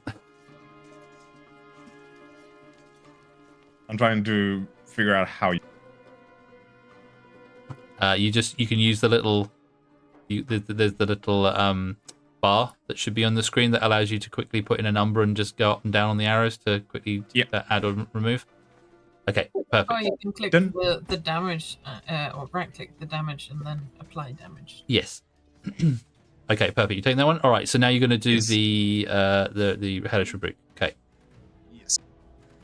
All right. So he needs to do a DC 13 dexterity saving throw. Okay. Let's see if we can roll any higher. Oh, it's an 18. Damn it. 9 for a 19. So he does. So he takes half as much, though, I believe. Got lucky this time. This time he pulled away as he raged clean. This time he was like, oh, I remember what happened last time. Still takes half You damage. learn, little birdie. Yeah.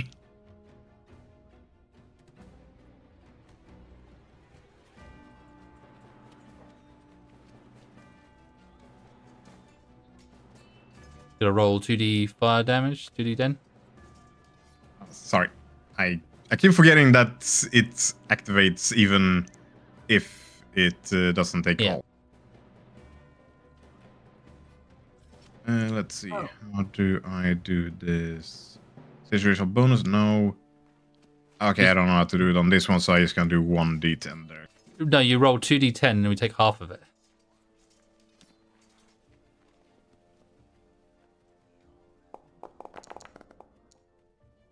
One and Okay. a 1. So there's a 1 then. So he takes 1 point Well, of fire damage. I still have my inspiration, so I can reroll one of them, I guess. That's for a Because I still have the d20. inspiration point. That's for a d20. You're not rolling d20s? Oh, it was only for d20s. Okay, Yeah. then never mind. Okay. So, all right. That's 1 point of damage to him, and that will be the end of his turn. Tisfin. Now I have a choice to make. Either... Yeah, no, it's not much of a choice. It's better to take care of the one that's low so I can focus the other one. Yeah, I'll attack the really hurt one with my glaive. Okay.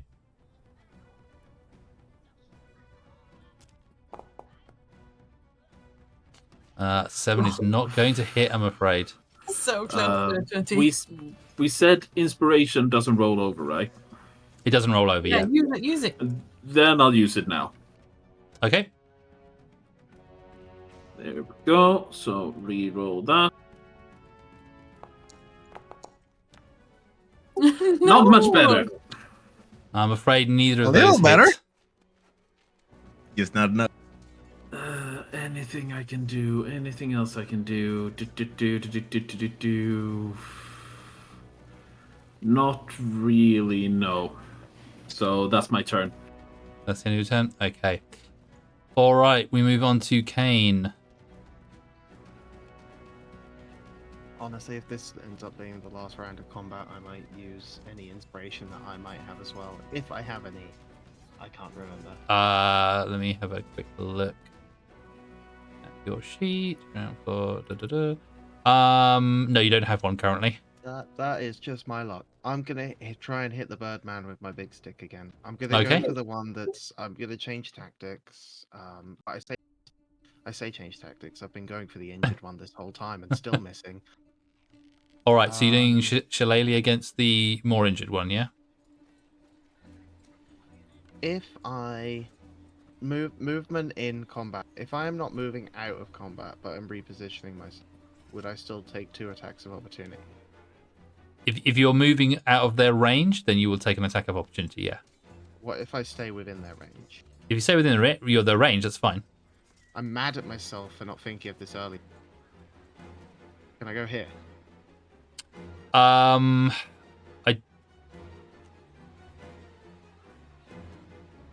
guess so, yeah. I don't like moving between enemies, but I guess you could technically move there because he's engaged with Johan than you. So yeah, I'll say yeah.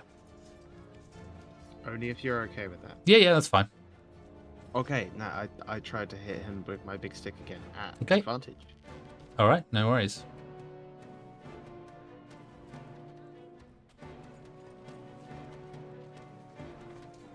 Oh, sorry, I only rolled 1 there, but I'll roll again in case you would have got a 20.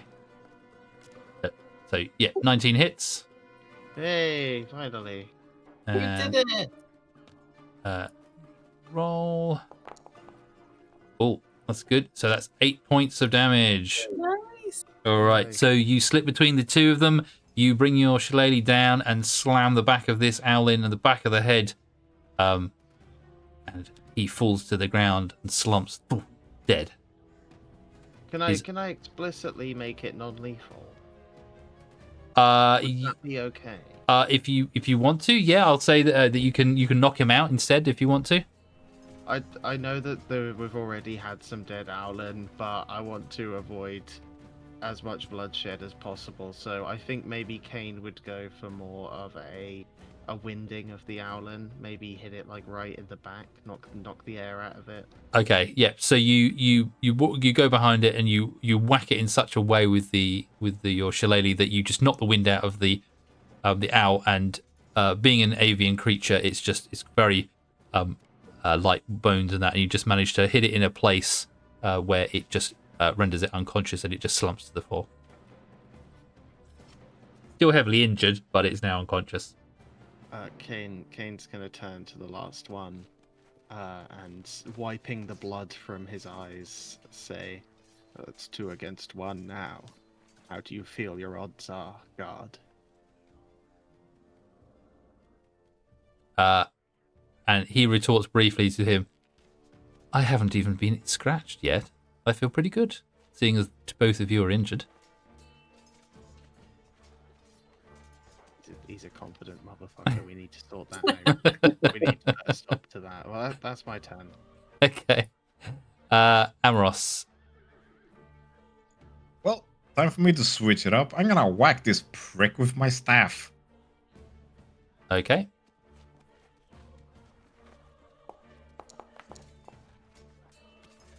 I'm afraid an 8 is not going to whack him hard enough. Unfortunately, you whistle around with this staff, and unfortunately, he just ducks out the way.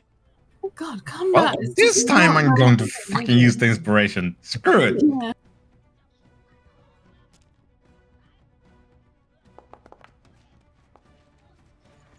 A 10 is not God going damn to it. do it. That was a waste. Unfortunately.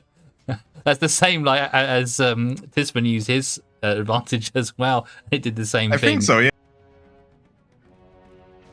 Well, I've marked it as used, so it's... No worries. Okay. Anything else you would like to do? Nothing I really can do. If I move, he attacks me, and no, thank you. I don't have a reason to be attacked this time. No worries. Okay. So at the end of your turn, it is now Galatea's turn. Okay, Galatea's pissed off now. And she's gonna reach out towards the one that moved away, and cast a ray of frost at it. The one on the one next to Amaros. Yep. Yep. The No one worries. that- Go for it. My range. Ray of Frost. Do it. Oh. 19. Yes, that's going to hit. Yay. Okay, so that's 1d8 cold damage. Oh, maximum 8 damage. Nice, there we go. Nice. So you send this as it turns its back on you, and it dodges, mocking Amros as he swings this stick backwards and forwards. You take the opportunity when its focus is not on you, and you summon up this ray of frost, sending it coursing back into the back of this owlin.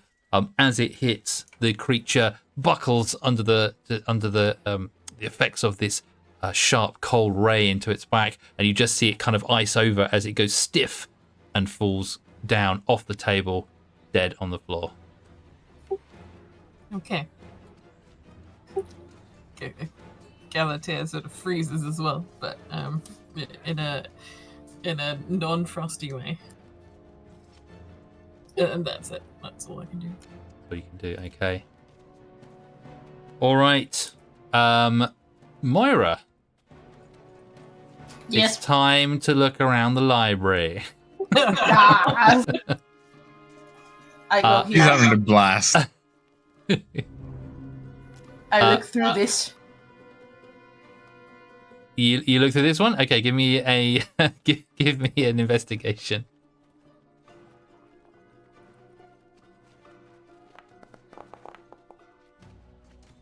$16. Yay! Okay, give me a I'm d6 finding roll. all the good things. You got to roll either a 2, a 4, or a 6.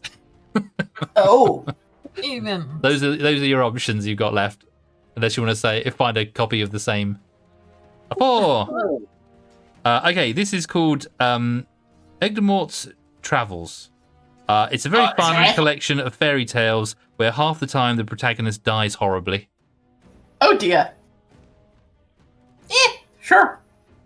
Maybe it will remind her of something, and Yeah, maybe think every now and about, again you're oh, like, what's that? something. Ting, ting, ting, ting. You hear like maybe it's weapons, maybe it's pots and pans being clanked together. You're not sure, but it's far away, right? Whatever it is. They would have. Somebody would have shouted or something. Maybe. If Curse on everyone this had mouse. Yeah, do you want to have a look around anything else?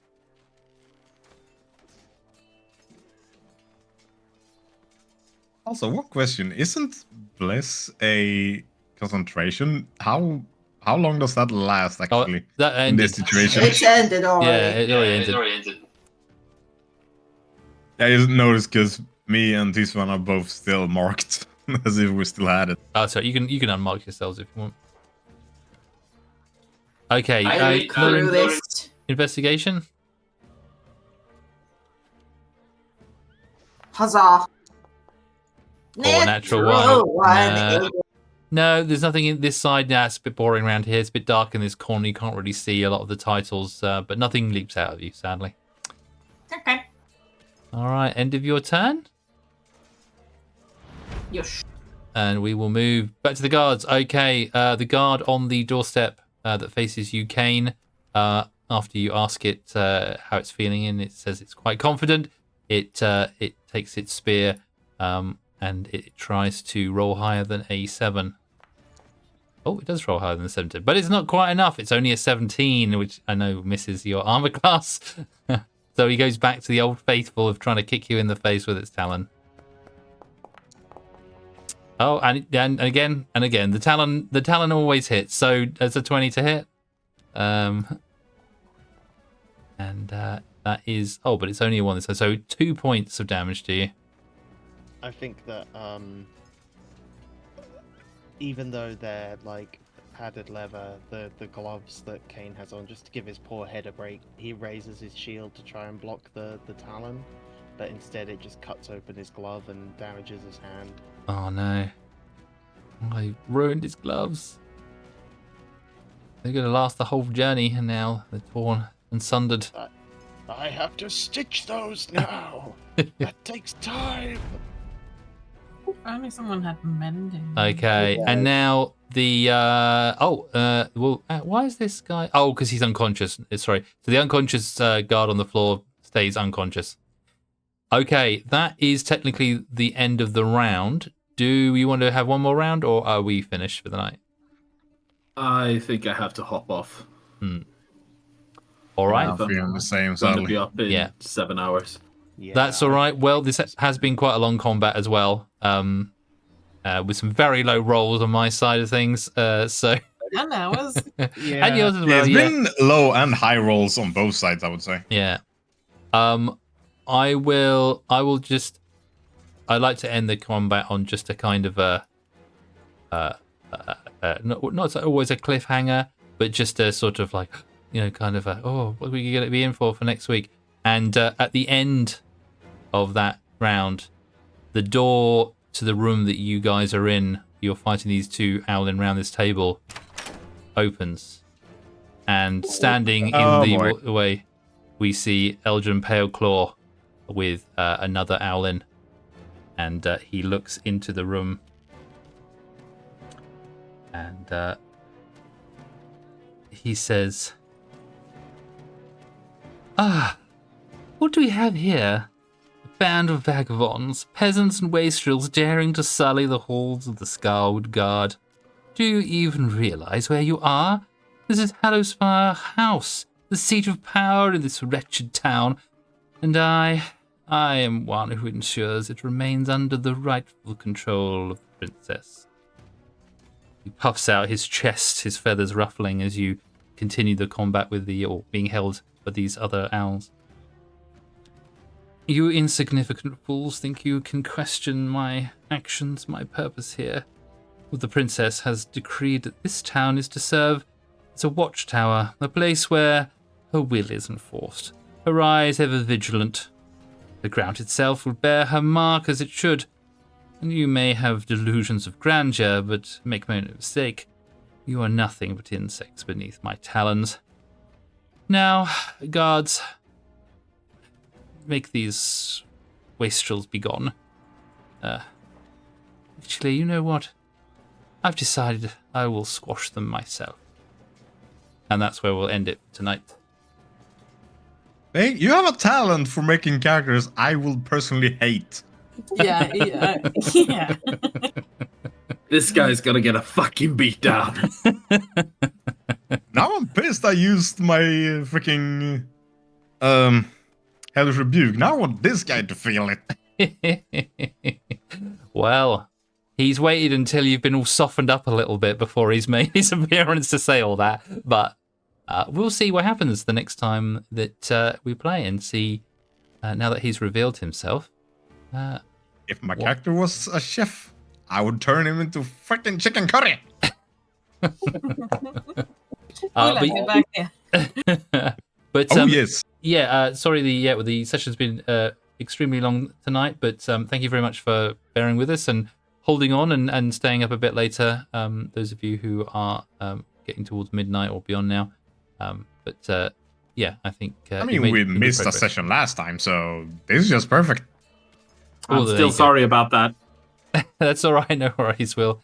It's life, man.